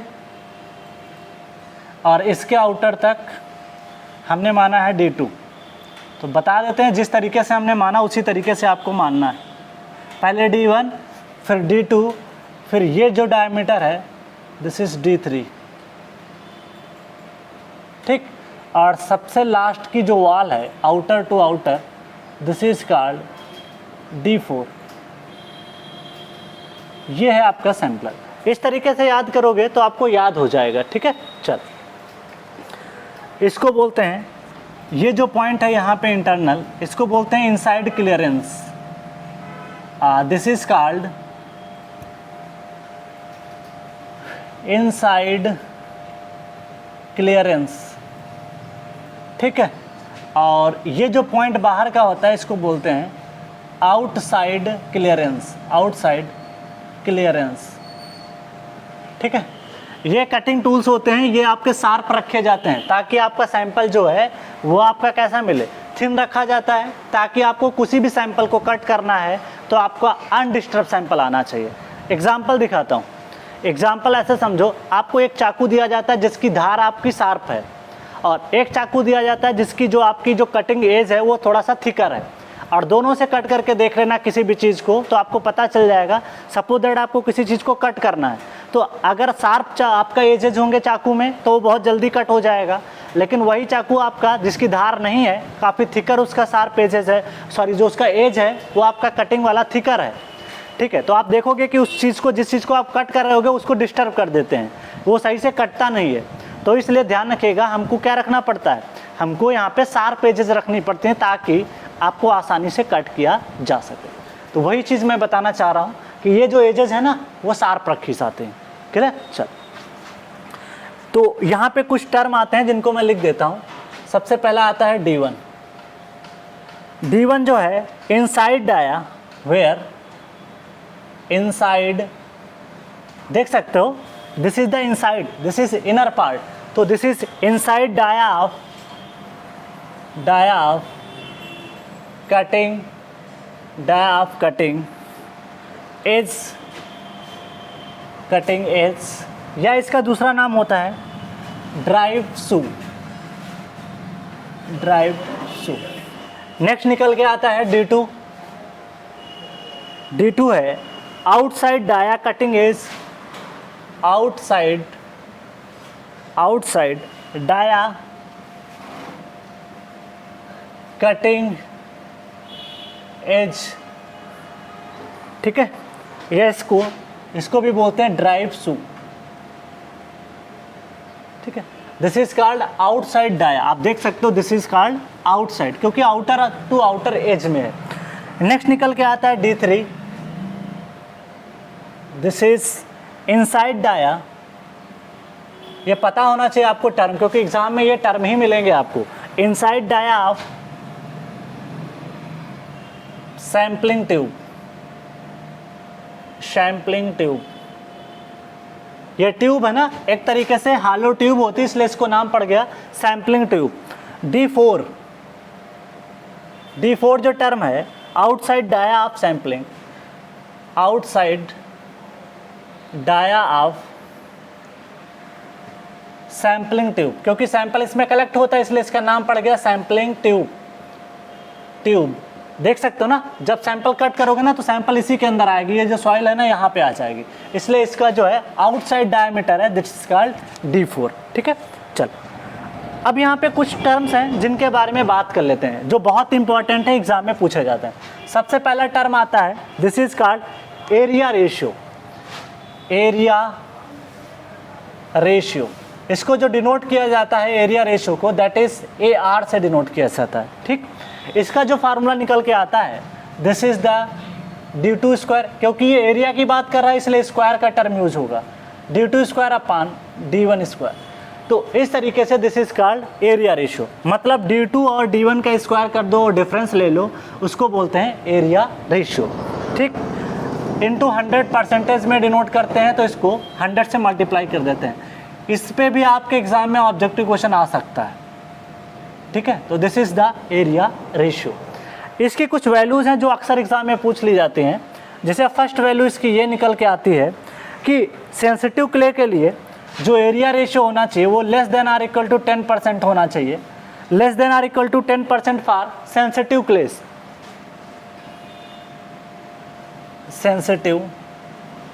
सेंसिटिव क्ले का मतलब जैसे जिसमें क्ले मिनरल पाया जाता, जैसे मोन्टो मोरिलोनाइट, कायोनाइट, इलाइट, वो सेंसिटिव कहलाते हैं। नेक्स्ट निकल के आता है क्या, this is area ratio less than or equal to 20%, ये जो निकल के आता है फॉर स्टिफ क्लेस, क्लियर। तो इस तरीके से आप ध्यान रखिएगा, ये जो सॉल्व करने के बाद वैल्यू निकल के आएगी उसकी बात कर रहे हैं। फिर नेक्स्ट पॉइंट ऑफ डिस्कशन हम लोग करते हैं, ये तो एरिया रेशियो हो गया। नेक्स्ट पॉइंट ऑफ डिस्कशन निकल के आता है आपका दैट इज इनसाइड क्लियरेंस। दूसरा टर्म है जो एक्सप्लेन करने लायक है, इनसाइड क्लियरेंस, ये भी बहुत इंपॉर्टेंट है। इनसाइड क्लियरेंस ऑब्जेक्टिव क्वेश्चन बन जाता है, तो इसको नाम देते हैं CI। इसका फार्मूला निकल के आता है D3 minus D1 divide by D1 into 100, ये फार्मूला निकल के आता है आपका इनसाइड क्लियरेंस का, ठीक है। देख सकते हो यहाँ पे भी ये है D3, ये है D1, ये इनसाइड क्लियरेंस है। क्यों? क्योंकि ये अंदर हम लोग इंटरनल बात कर रहे हैं, ये भी इनर एंड है, ये भी इनर है, इसलिए दोनों में क्या है, इनसाइड की बात कर रहे हैं, इसलिए इसमें D3 और D1 ही आएगा। जो ज़्यादा है वो पहले लिखा जाएगा, D3 की वैल्यू ज़्यादा होगी एज कम्पेयर टू D1, इसलिए D3 में से क्या सब्ट्रैक्ट करोगे, D1। और ध्यान रखिएगा जो टर्म यहाँ रहेगा वही टर्म यहाँ पे रहेगा, और इस तरीके से अगर आप याद करोगे तब कभी नहीं भूलोगे। तो D3 माइनस D1, इसीलिए मैंने आपको इस तरीके से बताया, पहला D1 फिर D2 फिर D3 फिर D4, इस तरीके से लिख लोगे तो कभी भूलोगे नहीं। उसके बाद में इसकी जो लिमिट होती है, लिमिट की अगर मैं बात करूं, for undisturb sample, for undisturbed sample for undisturb sample जो इनसाइड क्लियरेंस निकल के आती है वो आपकी निकल के आती है CI, दैट इज़ 0.5 से लेकर के 3% तक। ठीक है, याद करना बड़ा आसान है, 1 है यहाँ 3 है, तो 1 से 3 भी याद कर लोगे तो आंसर सही हो जाएगा। तो 1 2 3, 1 से 3 डाया कौन सा है, D1 और D3। तो इस तरीके से 0.5 से लेके 3% तक आपका वैल्यू निकल के आ जाएगा। नेक्स्ट पॉइंट ऑफ डिस्कशन है outside clearance, that is third है आउटसाइड क्लियरेंस। इसको देख लेते हैं। आउटसाइड क्लियरेंस को डिनोट करते हैं C0 से। इसका फार्मूला है D2 minus D4 divide by D4 into 100। अब आप देख सकते हो कि यहाँ पे D2 ज़्यादा है, D4 ज़्यादा है, तो आप डायग्राम से देख सकते हो कि आपकी वैल्यू D2 की ज़्यादा है, इसलिए D2 में से किसको सब्ट्रैक्ट किया, D4 को। इसकी वैल्यू जो होती है आउटसाइड क्लियरेंस की वैल्यू जो होती है, इसकी वैल्यू लाई करती है 1 से लेके 2% तक। तो this is C0 is equal to 1 से 2% तक ये लाई करता है। तो ये याद रखने वाली बातें जो हैं इंपॉर्टेंट हैं।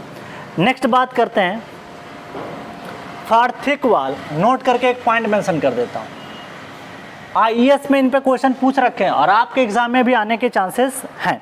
ठीक है, चल for thick wall sampler for, जिसमें थिक वॉल सैम्पलर होगा, फॉर थिक वॉल सैम्पलर। अभी तक पहले हमने बात किया थिन वॉल सैम्पलर, अब बात कर रहे हैं यहाँ पे थिक वॉल सैम्पलर के बारे में। ठीक है, for thick wall sampler as per code याद करने की ज़्यादा ज़रूरत नहीं है। IS 4640 1980 एरिया रेशियो जो होना चाहिए वो 10 से लेके 25% तक होना चाहिए। तो अगर थिक वॉल है, आपका सैम्पलर है जिसकी एजें थोड़ा सा थिकर हैं, तो उसके केस में आपको जो एरिया रेशियो वैल्यू रखनी है वो 10 से कितना रखना है, 25%। लेकिन अभी हमने आपको क्या बताया था, वो बताया था 10 से 20% जो थिन वॉल के लिए होना चाहिए। क्लियर? अब पहले आप इसको नोट करें, फिर मैं आपको जो यहाँ पे कुछ और बातें थोड़ा सा बताते हैं। नेक्स्ट टेस्ट के बारे में डिस्कस करते हैं यहीं पे। चलो पहले इसको नोट कर लो, फिर बताते हैं।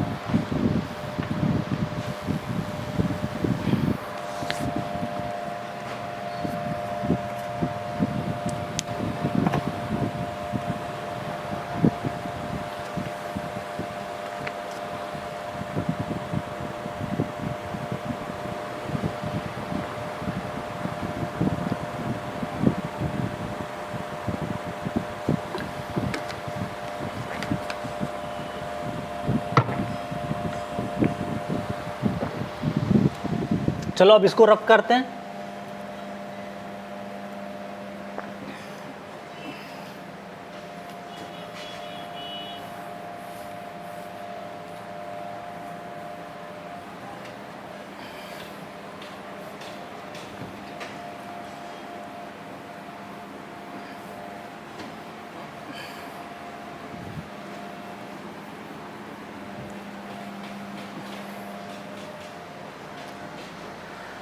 कौन से टेस्ट के लिए हमको कौन सा सैंपल लेना है, डिस्टर्ब लेना है, रिप्रेजेंटेटिव लेना है, उसके हिसाब से थोड़ा सा बात करते हैं।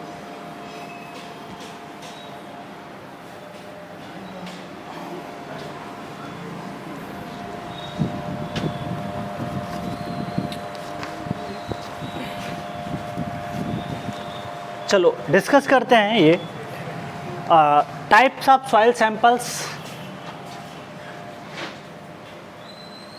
types of soil samples, types of soil samples required for या laboratory, required for laboratory test, laboratory test। किस टाइप का सैंपल चाहिए वो बात इंपॉर्टेंट यहाँ पे निकल के आती है। तो एक साइड एक कॉलम में मेंशन कर रहा हूँ टाइप ऑफ टेस्ट, ये इंपॉर्टेंट है, अक्सर एग्जाम में पूछ लेता है। तो टाइप्स ऑफ टेस्ट, और एक बात निकल के आती है types of sample, types of samples required. ठीक है, चल पहला है natural water content, natural water content. अगर आपको नेचुरल वाटर कंटेंट निकालना है तो आपको कैसा सैंपल चाहिए? तो आपको अनडिस्टर्ब सैंपल चाहिए। मैंने आपको बताया था कि जो अनडिस्टर्ब सैंपल होता है उसमें वाटर कंटेंट चेंज नहीं होता। जो आपको अगर लैब में परफॉर्म करना है तो आपको अनडिस्टर्ब सैंपल चाहिए,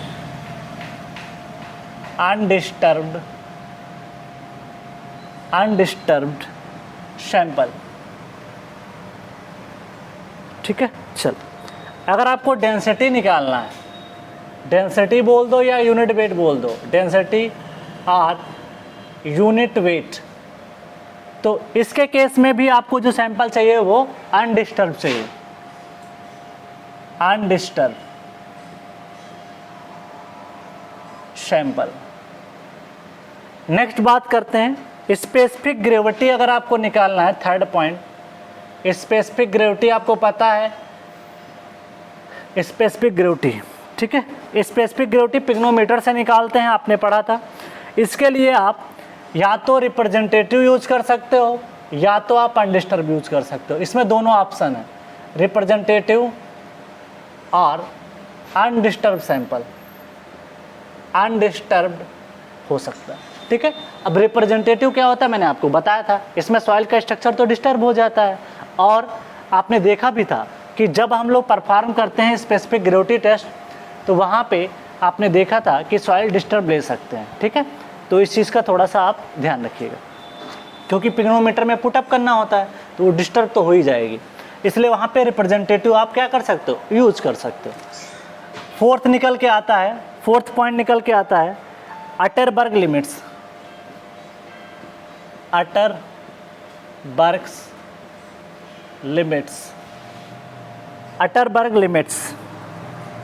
इसमें भी आप अगर देखोगे अटरबर्ग लिमिट में लिक्विड लिमिट, प्लास्टिक लिमिट वगैरह आप निकालते थे, तो लिक्विड लिमिट, प्लास्टिक लिमिट निकालते समय आपने देखा था सॉइल डिस्टर्ब हुई थी। जब आपको पेस्ट बनाना था लिक्विड लिमिट निकालते समय तो सॉइल डिस्टर्ब हो गई थी, तो उसमें भी आप रिप्रेजेंटेटिव यूज कर सकते हो। तो आप प्रैक्टिकली सोच के देखोगे खुद ही ना, तो खुद ही आपको समझ में आ जाएगा कि कौन सा सैंपल लेना है, अनडिस्टर्ब। क्लियर? मतलब आपका काम चल जाएगा अगर आप रिप्रेजेंटेटिव सैंपल लेके आते हो और अनडिस्टर्ब। नेक्स्ट है fifth point, coefficient of permeability, coefficient of permeability. अब देखो खुद ही बता सकते हो कि कोफिशिएंट ऑफ परमेबिलिटी में सैंपल कैसा होना चाहिए। अगर सॉइल का स्ट्रक्चर डिस्टर्ब हुआ तो उसका वाइड रेशियो बदल जाएगा, वाइड रेशियो बदला परमेबिलिटी बदल जाएगी। इसलिए यहाँ पे सैंपल जो होना चाहिए वो अनडिस्टर्ब सैंपल होना चाहिए। कैसा होना चाहिए? Undisturb sample, undisturbed sample. ये बात इंपॉर्टेंट है, अनडिस्टर्ब सैंपल। फिर निकल के आता है कंसोलिडेशन पैरामीटर, कंसोलिडेशन, ये सारे ऑब्जेक्टिव क्वेश्चन है आपके। कंसोलिडेशन पैरामीटर, यहाँ पे आपने भी देखा था कि कंसोलिडेशन पैरामीटर में भी हम लोग अनडिस्टर्ब सैंपल यूज करते हैं, अनडिस्टर्ब्ड सैंपल, अनडिस्टर्ब सैंपल।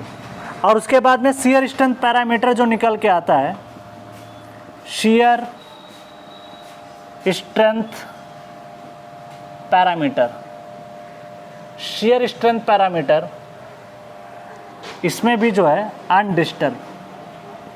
यहाँ पे तो आपने देखा था C5 पैरामीटर निकालते समय डायरेक्ट शियर टेस्ट, और जो आपका ट्राई एक्सेल टेस्ट था वहाँ पे अनडिस्टर्ब सैंपल ही यूज करते हैं।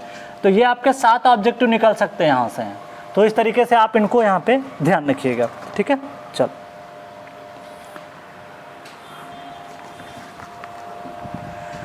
ओके, तो जो मैंने रिप्रेजेंटेटिव सैंपल बताया उसमें सॉइल का स्ट्रक्चर तो डिस्टर्ब हो सकता है, लेकिन उसका मिनरल कंटेंट और वाटर कंटेंट चेंज नहीं होना चाहिए। तो ये बातें ध्यान रखिएगा, पहले इसलिए लिखा दिया था। क्लियर? अब कुछ इंपॉर्टेंट टेस्ट निकल के आते हैं, उनके बारे में थोड़ा सा हमको यहाँ पे डील करना चाहिए। तो वो इम्पॉर्टेंट टेस्ट हैं, सब important test, some important test for expansive soil.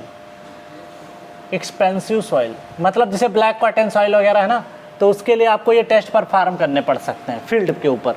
ये इंपॉर्टेंट है, अक्सर एग्जाम में आपको मिल जाएंगे, इसलिए इसको लिखा देते हैं।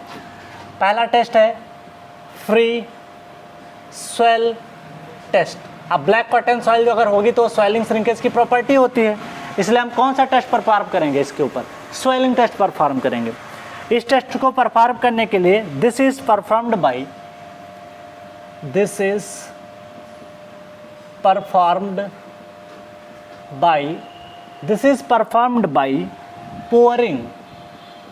पोअरिंग का मतलब होता है मेजर करना।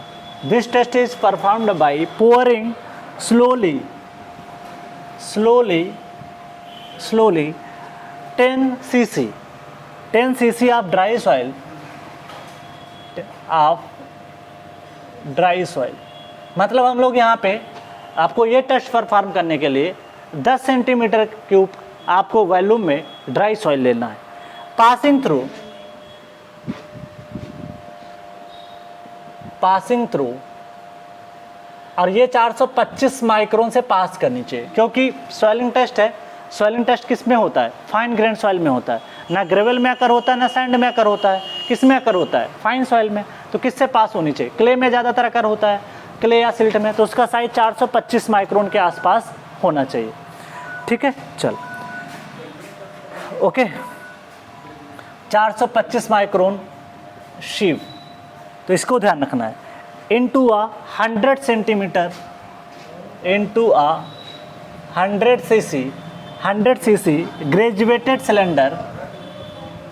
ग्रेजुएटेड का मतलब होता है इसमें मेजरमेंट का प्रोसेस होता है। Graduated cylinder field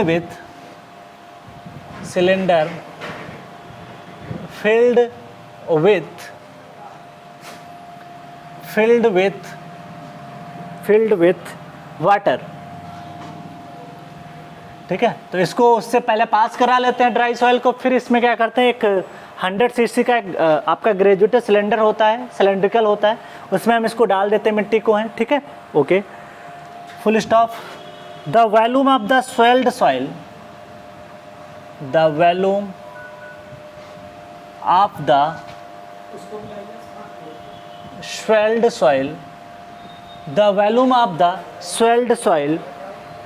is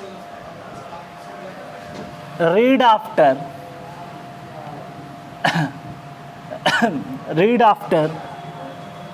24 hours from the graduations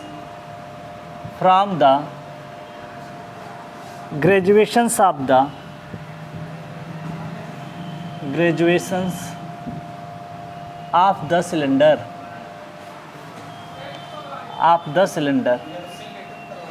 clear? इस तरीके से इसको परफॉर्म करते हैं। क्लियर है? पहले पानी के साथ उस आपने क्या किया, सबसे पहले आपने उसका शुरुआत में वॉल्यूम मेजर कर लिया और जैसे सॉइल को डाल दिया। ठीक है, तो आपने देखा होगा कि पहले सॉइल का लेवल यहाँ तक था पानी का, जब वो सॉइल कर जाएगी तो ग्रेजुएटेड सिलेंडर का जो लेवल होगा पानी का वो चेंज हो जाएगा, तो वहाँ से आप मेज़र कर लोगे उसके वॉल्यूम को।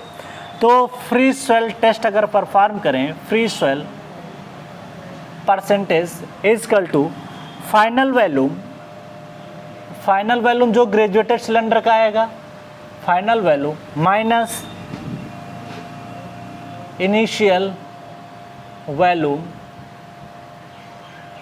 डिवाइड बाय इनिशियल वॉल्यूम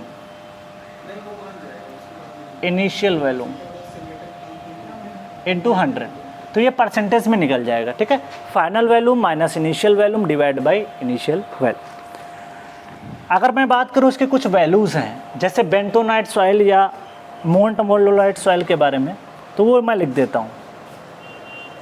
याद कर लेना बहुत ज़्यादा ज़रूरी नहीं है, लेकिन फिर भी आपको पता होना चाहिए। ठीक है, यही पूछ लेगा, बताओ फ्री सॉइल टेस्ट किसके लिए यूज़ करते हैं? एक्सपेंसिव सॉइल के लिए यूज़ करते हैं। तो छोटी बातें भी पता होना बहुत ज़रूरी है। तो बेंटोनाइट सॉइल या विथ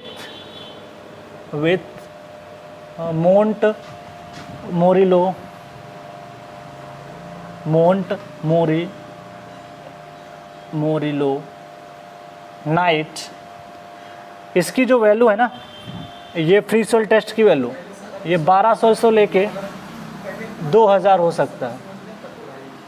ठीक है, तो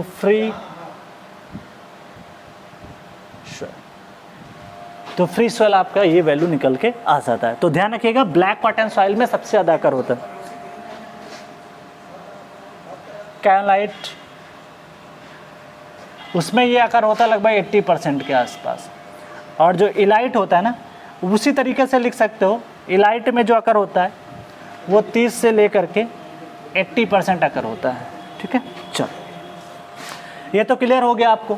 तो बहुत ज़्यादा याद नहीं रखना है, पहले भी बता चुका हूँ कि जब ऑर्डर मैंने पढ़ाया था कि किस सॉइल का सबसे ज़्यादा सॉइलिंग होता है, तो इस सॉइल का सबसे ज़्यादा होता है मोंट मोरिलो लाइट का। और कायनाइट का इंटरमीडिएट किसका था? इलाइट का था। तो सारी प्रॉपर्टी मीडियम थी, बीच में थी किसकी? इलाइट की। चलो अब एक और टेस्ट बात कर लेते हैं, जो कि आज का ये आपका टेस्ट है, इसको और बात करते हैं। दैट इज़ दूसरा मैं यहाँ पे मेंशन कर रहा हूँ, इसका नाम है डिफरेंशियल। ये और अच्छा होता है, डिफरेंशियल फ्री सॉइल टेस्ट। इसमें एक्चुअली केरोसिन मिलाते हैं, फ्री सॉइल टेस्ट। ठीक है, इसका फार्मूला जो निकल के आता है differential, that is soil volume in water, soil volume in water minus soil volume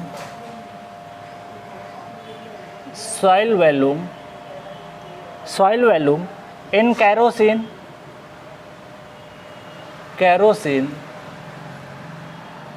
divide by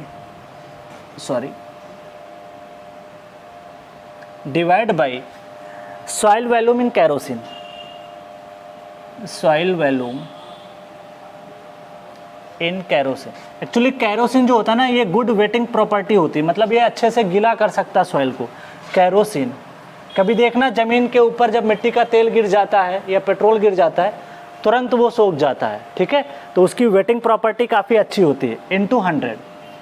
ठीक है, तो क्या करते हैं, बाकी प्रोसेस सेम रहेगा, वही चीज़ 10 cc आप ड्राई सॉइल ले लो, सब कुछ सही है। पहले पानी के अंदर रखो, फिर उसी सॉइल को फिर आपको किसके अंदर रखना है, सॉइल वॉल्यूम इन केरोसिन, फिर दोनों का डिफरेंस निकाल लो, आपको पता चल जाएगा कि कितना डिफरेंशियल सेटलमेंट आपका सॉइलिंग हुआ है, वो पता चल जाएगा। ठीक है, यहाँ पे कुछ वैल्यूज़ निकल के आती हैं, तो मैं लिख देता हूँ। फ्री सॉइल टेस्ट की जो कुछ वैल्यूज़ हैं, पहले आप इसको नोट कर लें, फिर मैं लिखा देता हूँ।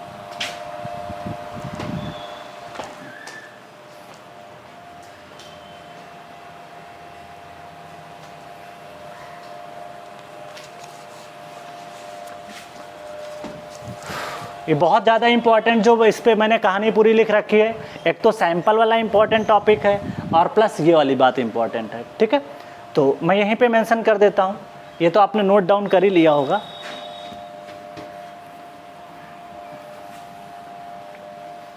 ये अक्सर एग्ज़ाम में पूछा हुआ है, तो इसको भी मेंशन कर देता हूँ।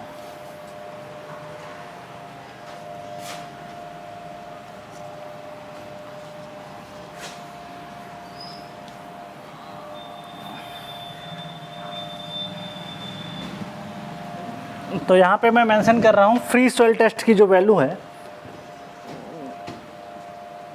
Free soil, that is free soil index बोल दो, ये लेस देन अगर 20% है तो इसका नाम पड़ता है लो स्वेलिंग। ठीक, अगर ये वैल्यू आपकी 20 से FSI 35 तक लाई करती है, तो ये आपकी कहलाती है मॉडरेट। उसके बाद में 35 से ये वैल्यू जब लाई करती है आपकी 50 तक, तो इसको बोलते हैं हाई। और यही जो वैल्यू लाई करती है 50 से ज़्यादा, तो इसको बोलते हैं वेरी हाई। क्या बोलते हैं? Very high. ठीक है, तो ध्यान रखना है। कैसे याद करोगे, इसका एक तरीका बताते हैं। आपने लिक्विड लिमिट पढ़ा था, तो वहाँ पे हमने बताया था कि लिक्विड लिमिट जब आपकी 35 से कम होती है तो लो होता है, 35 से 50 होता है तो मीडियम होता है, और 50 से ज़्यादा होता था वाह, सेम वैसे ही कुछ ऐसे ही। बट यहाँ पे अंतर आ गया, यहाँ पे 35 से नहीं, लेकिन यहाँ 20 से 35 के बीच में है तो मॉडरेट है, 20 से लेस है तो ये है, ध्यान रखिएगा 35 से 50 के बीच में, वहाँ पे हम लोग जब लिक्विड लिमिट पढ़ते थे तो वो आपका मॉडरेट में आता था, यहाँ पे हाई है, तो थोड़ा सा डिफरेंस है। यहाँ पे वैल्यू 35 से नहीं स्टार्ट होके 20 से स्टार्ट हुई, वहाँ पे 35 से स्टार्ट हुआ था, 35 से कम, 35 से 50 के बीच, 50 से ज़्यादा। तो पहले आप इसको नोट डाउन करें, फिर हम क्वेश्चन करते हैं। ये तो मेरा टॉपिक था, 4-5 क्वेश्चन कर लेते हैं ऑब्जेक्टिव क्वेश्चन, उसके बाद में मेरे को टॉपिक ज़्यादा बेटर समझ में आएगा, ठीक है। तो मैं इसको रफ कर रहा हूँ।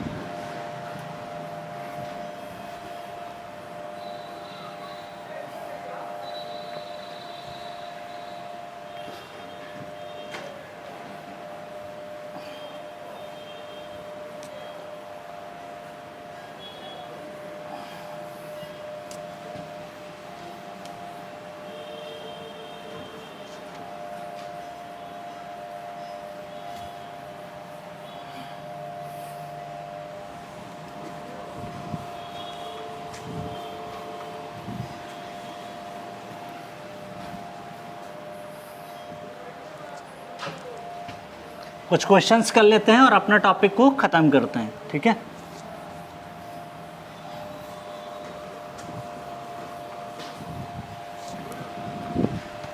चलो सबसे पहले स्टार्ट करते हैं यहाँ पे, या उसके पहले एक और बात कर लेते हैं। एक और टर्म आता है रिकवरी रेशियो, ठीक है। तो यहीं पे एक्सप्लेन कर देता हूँ, एक टर्म भूल गए थे उसको एक्सप्लेन कर देते हैं। रिकवरी रेशियो के बारे में थोड़ा सा डील कर देते हैं। रिकवरी रेशियो एक्चुअली ये सब सैम्पलर से रिलेटेड बातें हैं, इसलिए इनको डिस्प्लेन करना जरूरी। इसको डिनोट करते हैं LR से। It is the ratio of, दो चीज़ों का रेशियो होता है, recovered length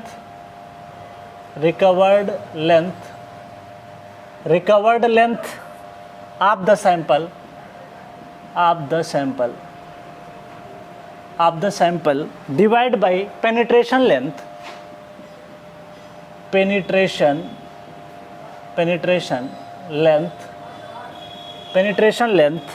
of the sampler।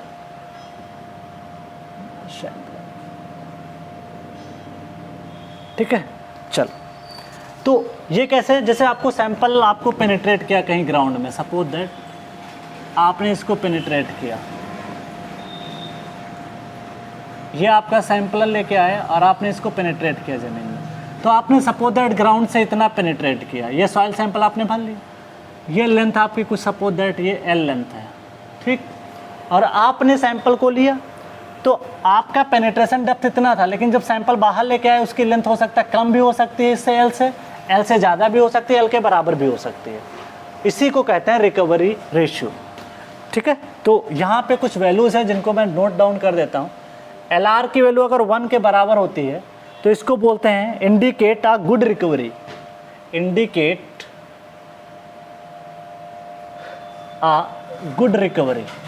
तो ध्यान रखिए, बड़ा इंपॉर्टेंट है, कुछ भी नहीं है, आउटपुट अपॉन इनपुट है। इनपुट क्या दिया आपने, पेनिट्रेट किया, आउटपुट क्या निकल के, कितना लेंथ आपको सैंपल का मिला, दिस इज कॉल्ड आपका आउटपुट। तो इंडिकेट गुड रिकवरी, ठीक है। और उसके बाद में अगर LR की वैल्यू लेस देन 1 हुई तो इसे बोलते हैं इंडिकेट दैट्स, ये इंडिकेट करता है सॉइल इज कंप्रेस, ये इंडिकेट करता है सॉइल इज कंप्रेस, सॉइल आपकी क्या हो गई, कंप्रेस्ड हो गई, ठीक है। उसके बाद में LR आपका हो सकता है ग्रेटर देन 1, तो सॉइल इसमें एक्सपेंड कर सकती है, सॉइल इज स्वेल्ड और एक्सपेंड, या एक्सपेंसिव बोल सकते हो, एक्सपेंड, सॉइल इज एक्सपेंड। तो ये भी एक इम्पॉर्टेंट पार्ट था आपके सॉइल एक्सप्लोरेशन का, तो इसको मैंने यहाँ पे आपके लिए एक्सप्लेन कर दिया, ठीक है। अब हम लोग करेंगे क्वेश्चंस, 4-5 ऑब्जेक्टिव क्वेश्चन निकल के आते हैं, करा देते हैं ताकि आपके एग्जाम में आएगा तो आप कर ले जाओगे।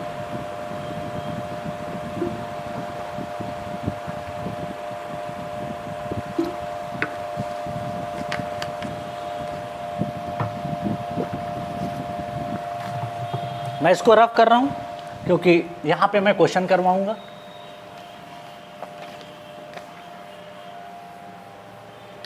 तो रिकवरी रेशियो भी मैंने पढ़ लिया, सारा थ्योरी मैंने यहाँ पे डिस्कस कर दिया आपके लिए, ठीक है, कुछ भी छोड़ा नहीं है, जितना हो सकता था मैक्सिमम कवर किया। अब मेरे को क्वेश्चंस करने हैं, ठीक है, तो मैं पहला क्वेश्चन मेंशन करता हूँ, ये कि आपका एसएससी जेई में पूछा गया है। Question number 1 JE SSC JE 2010 क्या कह रहा है? Undisturb samples, undisturbed samples are undisturbed samples are obtained by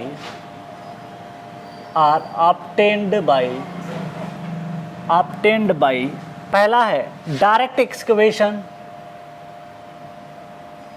direct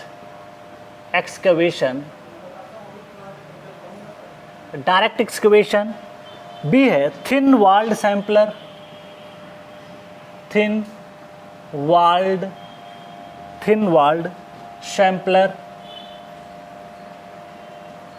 ठीक है।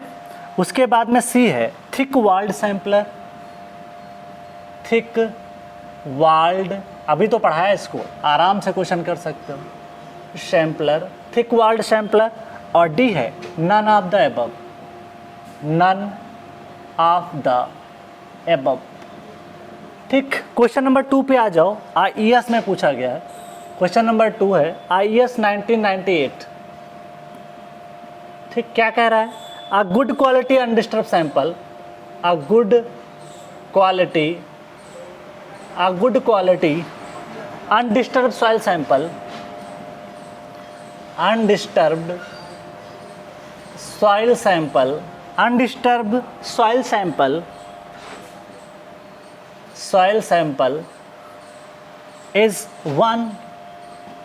is one which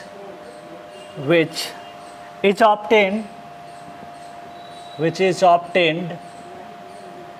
obtained using a sampling tube,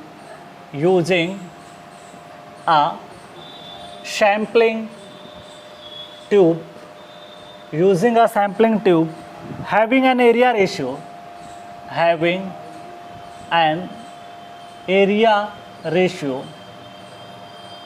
of पहला है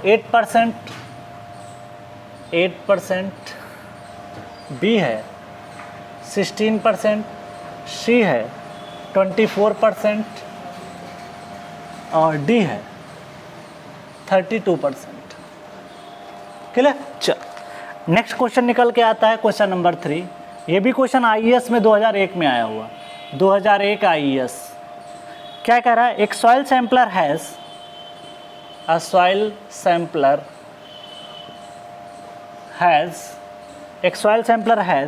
inner and outer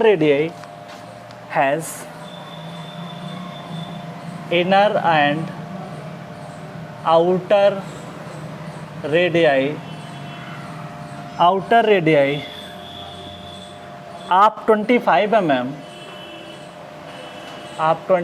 mm and 30 mm respectively.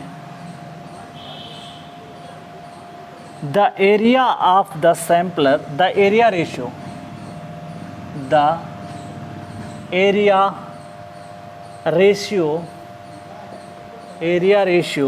of the sampler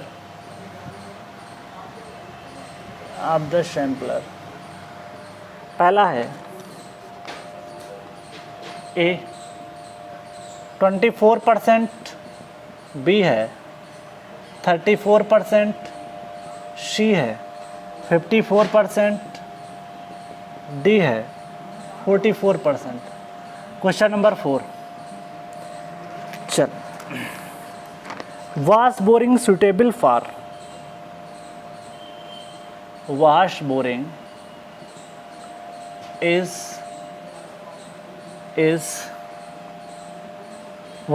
is not suitable for, पहला है Sandy soil, दूसरा है clayey soil, सी है silty soil और डी है हार्ड रॉक्स। लास्ट क्वेश्चन है आज की क्लास का, that is fifth question. Fifth question 2 bar repeat हुआ है, ईएस में ही आया है ये 2 बार, 1995 और सेम क्वेश्चन 2015 में रिपीट हो गया। ठीक है, ये क्या कह रहा है, consider the following properties, consider the following properties for a soil sampler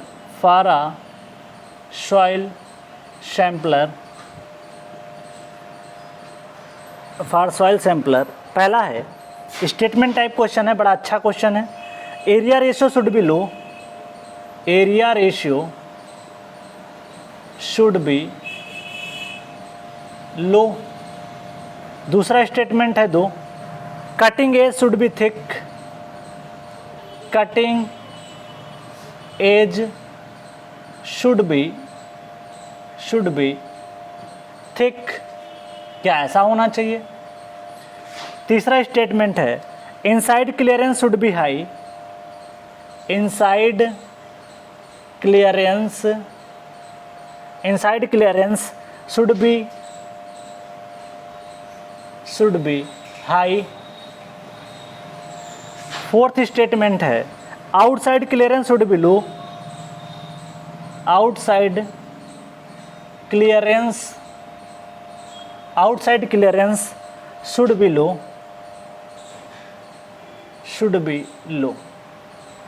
ठीक, फिर कहा है the properties necessary for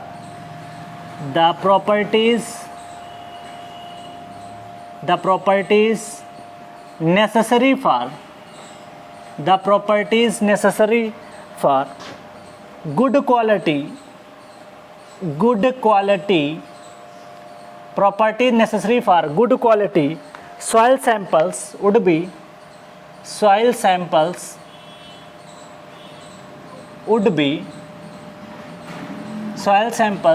be would include कौन कौन सी प्रॉपर्टी होनी चाहिए। ठीक, पहला है ए 1 and 4, बी ऑप्शन है 1, 2 and 3, सी ऑप्शन है 2, 3 and 4 और डी ऑप्शन दे रखा है 1, 3 and 4। चलो सारे क्वेश्चन डील करते हैं एक बार, क्या कह रहा है उसको देखते हैं। पहला क्वेश्चन पढ़ते हैं, ये बताओ अनडिस्टर्ब सैंपलर लाना है तो क्या थिक एजेस रखोगे, क्या डायरेक्ट एक्सकेवेशन खोद के लाओगे तब भी सॉइल डिस्टर्ब हो जाएगी। डायरेक्ट गए और लेके उसको चोपर से या किसी भी तरीके से लेके आ रहे मिट्टी है तो क्या वो सैंपल आपका डिस्टर्ब होगा, अनडिस्टर्ब होगा? फुल्ली डिस्टर्ब होगा। आप मिट्टी खोद के डायरेक्ट एक्सकेवेशन करके ला रहे हो तो पहला तो हो ही नहीं सकता। थिन वॉल सैंपलर लेके जाते हैं, क्योंकि थिन वॉल क्या है ना, पता है जब थिन वॉल होता है ना तो जब कट करते नीचे है ना, जैसे मान लिया सपोज दैट कि आपको दे दिया गया, मान लिया कटिंग करने के लिए दिया गया, वैसे भी आपने देखा होगा जब आपको कोई चीज़ अच्छी कट करनी होती है तो उसकी धार अच्छी रखते हो। तो जैसे आपने देखा होगा घरों में चाकू पुराना हो जाता है ना तो उसकी धार कम हो जाती है, तो उससे कोई चीज़ कटती नहीं है। अगर आप किसी चीज़ का छिलका भी काटते हो ना तो कटता नहीं, वो डिस्टर्ब हो जाता है। लेकिन अगर आप चाकू की धार अच्छी होती तो एक खटाक से लगाते हो, आराम से कट जाता है। ठीक, तो इस तरीके से हम लोग क्या करते हैं, इस सैंपलर को मान लिया मेरे को ज़मीन के अंदर ले जाना है तो इसकी जो एजेज है ना मैं शार्प बनाऊंगा। क्यों? क्योंकि अगर थिकर हुई तो आसपास की मिट्टी डिस्टर्ब हो जाएगी, इसलिए थिन वॉल सैंपलर का यूज़ किया जाता है। तो अनडिस्टर्ब सैंपल पूछा था, अगर डिस्टर्ब सैंपल पूछता तो थिक वॉल यूज करते, तो इस तरीके से करेक्ट हो जाएगा। नेक्स्ट क्वेश्चन है question number 2, a good quality undisturb soil sample area ratio should भी कितना होना चाहिए। एरिया रेशियो जितना मिनिमम हो उतना बेटर है। मैंने आपको बताया था 10% होना चाहिए और एक 20% बताया था। 10% बताया था किसके लिए, जब सॉइल आपकी सेंसिटिव हो, और 20% तब बताया था जब आपकी सॉइल स्टिफ क्ले हो। तो हमें मिनिमम से मिनिमम रखना है। मिनिमम से मिनिमम इसमें ऑप्शन क्या है, ए, दिस इज 8%। तो जब से जितना कम एरिया रेशियो निकल के आएगा उतना बेटर हमारे लिए। तो अनडिस्टर्ब सैंपल के लिए आपको 8% रखना पड़ेगा। नेक्स्ट आते हैं, soil sampler has inner and outer radius of 25 mm and 30 mm। तो देखिए हमने डायमीटर के फॉर्म में फार्मूला पढ़ रखा है, तो एरिया रेशियो क्या पढ़ा था मैंने, सबसे बड़ा डायमीटर इसमें क्या था, किसके टर्म में पूछा था इसने, एरिया के टर्म में पूछा या उसके टर्म में पूछा, एक मिनट, ठीक है, एरिया के टर्म में नहीं पूछा है क्या, एक मिनट, रेडियस के टर्म में पूछा, किस में है, ठीक है। तो हमने यहाँ पे जो है डायमीटर के टर्म में लिया था, तो d2 square minus d1 square divide by d1 square into 100। ठीक, एक काम कर सकते हो, रेडियाई उसने बोला है, सैम्पलर है इनर एंड आउटर रेडियाई या इतना इतना। तो आप अगर देखोगे तो यहाँ पे अगर मैं बात करूँ d2 की वैल्यू कितना रखोगे, यहाँ पे 30 mm है, ठीक है। तो एक काम करो, चाहो तो कन्वर्ट करना चाहो कर सकते हो, क्योंकि हर जगह पे क्या है आपका, जो हर जगह है ना, अगर आप ये रेडियाई है इसको डायमीटर में कन्वर्ट करोगे तो नीचे भी करना पड़ेगा। तो d2 बनाने के लिए आपको 2 गुणे 30 कर सकते हो, और d1 बनाने के लिए आपको 2 गुणे क्या करोगे 25, तो बात एक ही है। तो d2 की वैल्यू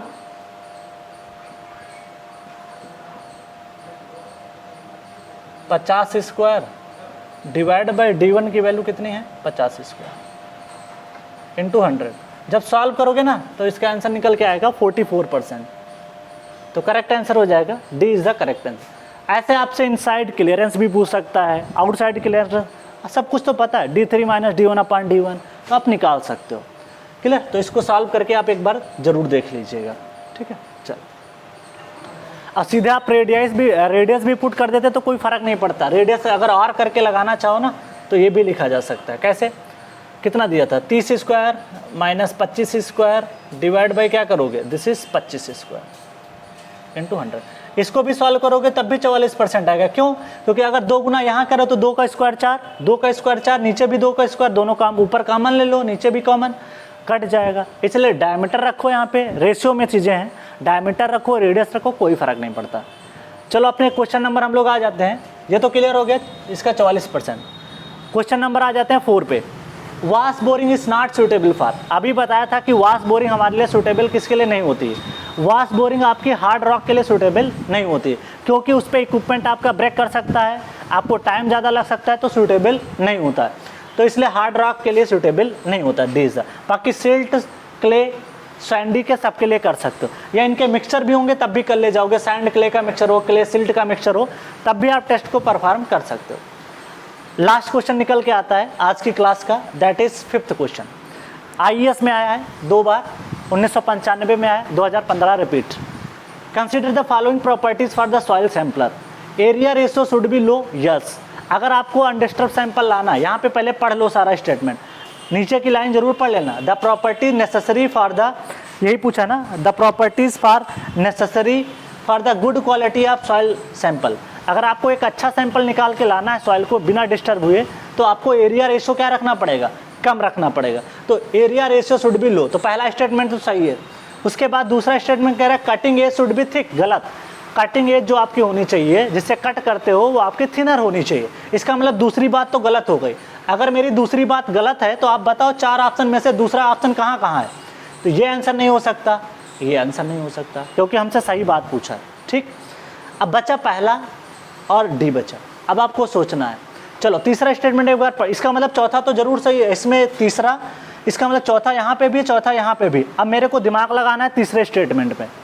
तीसरे स्टेटमेंट में अगर आप देखोगे तो यहाँ पे पढ़ो, the inside clearance should be high, गलत। इनसाइड क्लियरेंस भी आपकी क्या होनी चाहिए, कम से कम होनी चाहिए। तो ये बात भी क्या है आपकी, क्योंकि मैंने आपको लिखाया था इनसाइड क्लियरेंस 1 से 3% होती है, तो 1 से 3% मैंने बताया था, इसका मतलब ये एक लोअर वैल्यू है। अगर 50-60% होता तो एक हाइयर वैल्यू होती। तो इनसाइड क्लियरेंस भी आपको क्या रखना है, ये भी आपको क्या रखना है, ये भी नहीं हो सकता। फिर कह रहा है आउटसाइड क्लियरेंस शुड बी लो, हाँ ये सही है, आउटसाइड क्लियरेंस आपकी क्या होनी चाहिए, लो। तो इसका मतलब है हमारी बातें जो सही हुई पहली और चौथी, तो करेक्ट आंसर हो जाएगा इस तरीके से। इस चैप्टर में आपका सिर्फ एक क्वेश्चन पूछा गया था, बट मैंने IES के कुछ क्वेश्चंस ले लिए। इस तरीके से हमने यहाँ पे कुछ चीज़ें आपकी कंप्लीट की। ठीक है, अब कुछ बात कर लेते हैं, थोड़ा इंपॉर्टेंट बातें। तो पहले आप इसको नोट डाउन कर लें, फिर हम बात करते हैं कुछ।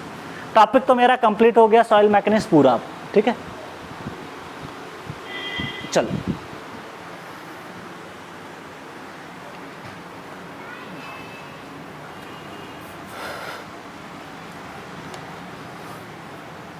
आगे बात करते हैं थोड़ा सा।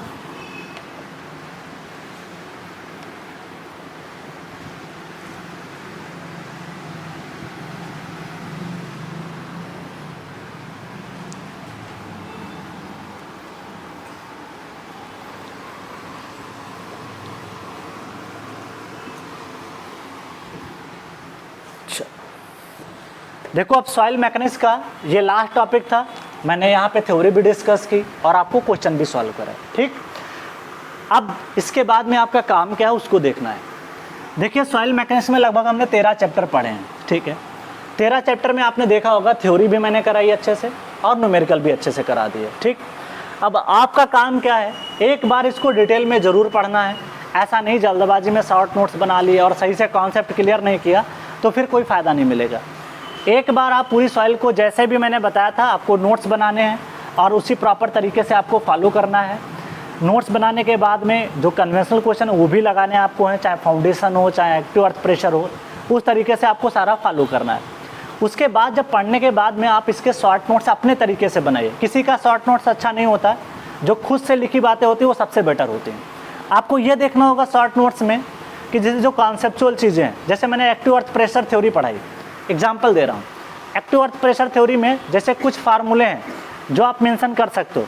बाकी जो मैंने क्वेश्चन के माध्यम से आपको केसेस बताए थे बहुत सारे कि आपका 2 लेयर में सॉइल है, 3 लेयर में सॉइल है या ग्राउंड वाटर है, सब कुछ है, वहाँ का कॉन्सेप्ट ध्यान रखना है। उसको शॉर्ट नोट्स में मेंशन नहीं करना है। आपको ध्यान रखना है क्या कि अनसपोर्टेड लेंथ कितनी होती है उसका फार्मूला मेंशन कर सकते हो। KP में डाउट है तो वो देख सकते हो, ठीक है। अब ये नहीं करना है कि आपको उसके केस को फर्दर आप शॉर्ट नोट्स में उतार लो पूरा, जब डेप्थ पे जा करके सिग्मा V क्या होगा, ये सब नहीं लिखना है। तो एक प्रॉपर शॉर्ट नोट्स आप बना लेना। क्यों? क्योंकि बहुत बड़ा सिलेबस हो गया है और उसको रिवाइज करने के लिए आपको चीज़ें थोड़ा कंसाइज करनी पड़ेंगी। अगर कंसाइज कर लोगे तो बेटर रहेगा आपके लिए, ठीक है।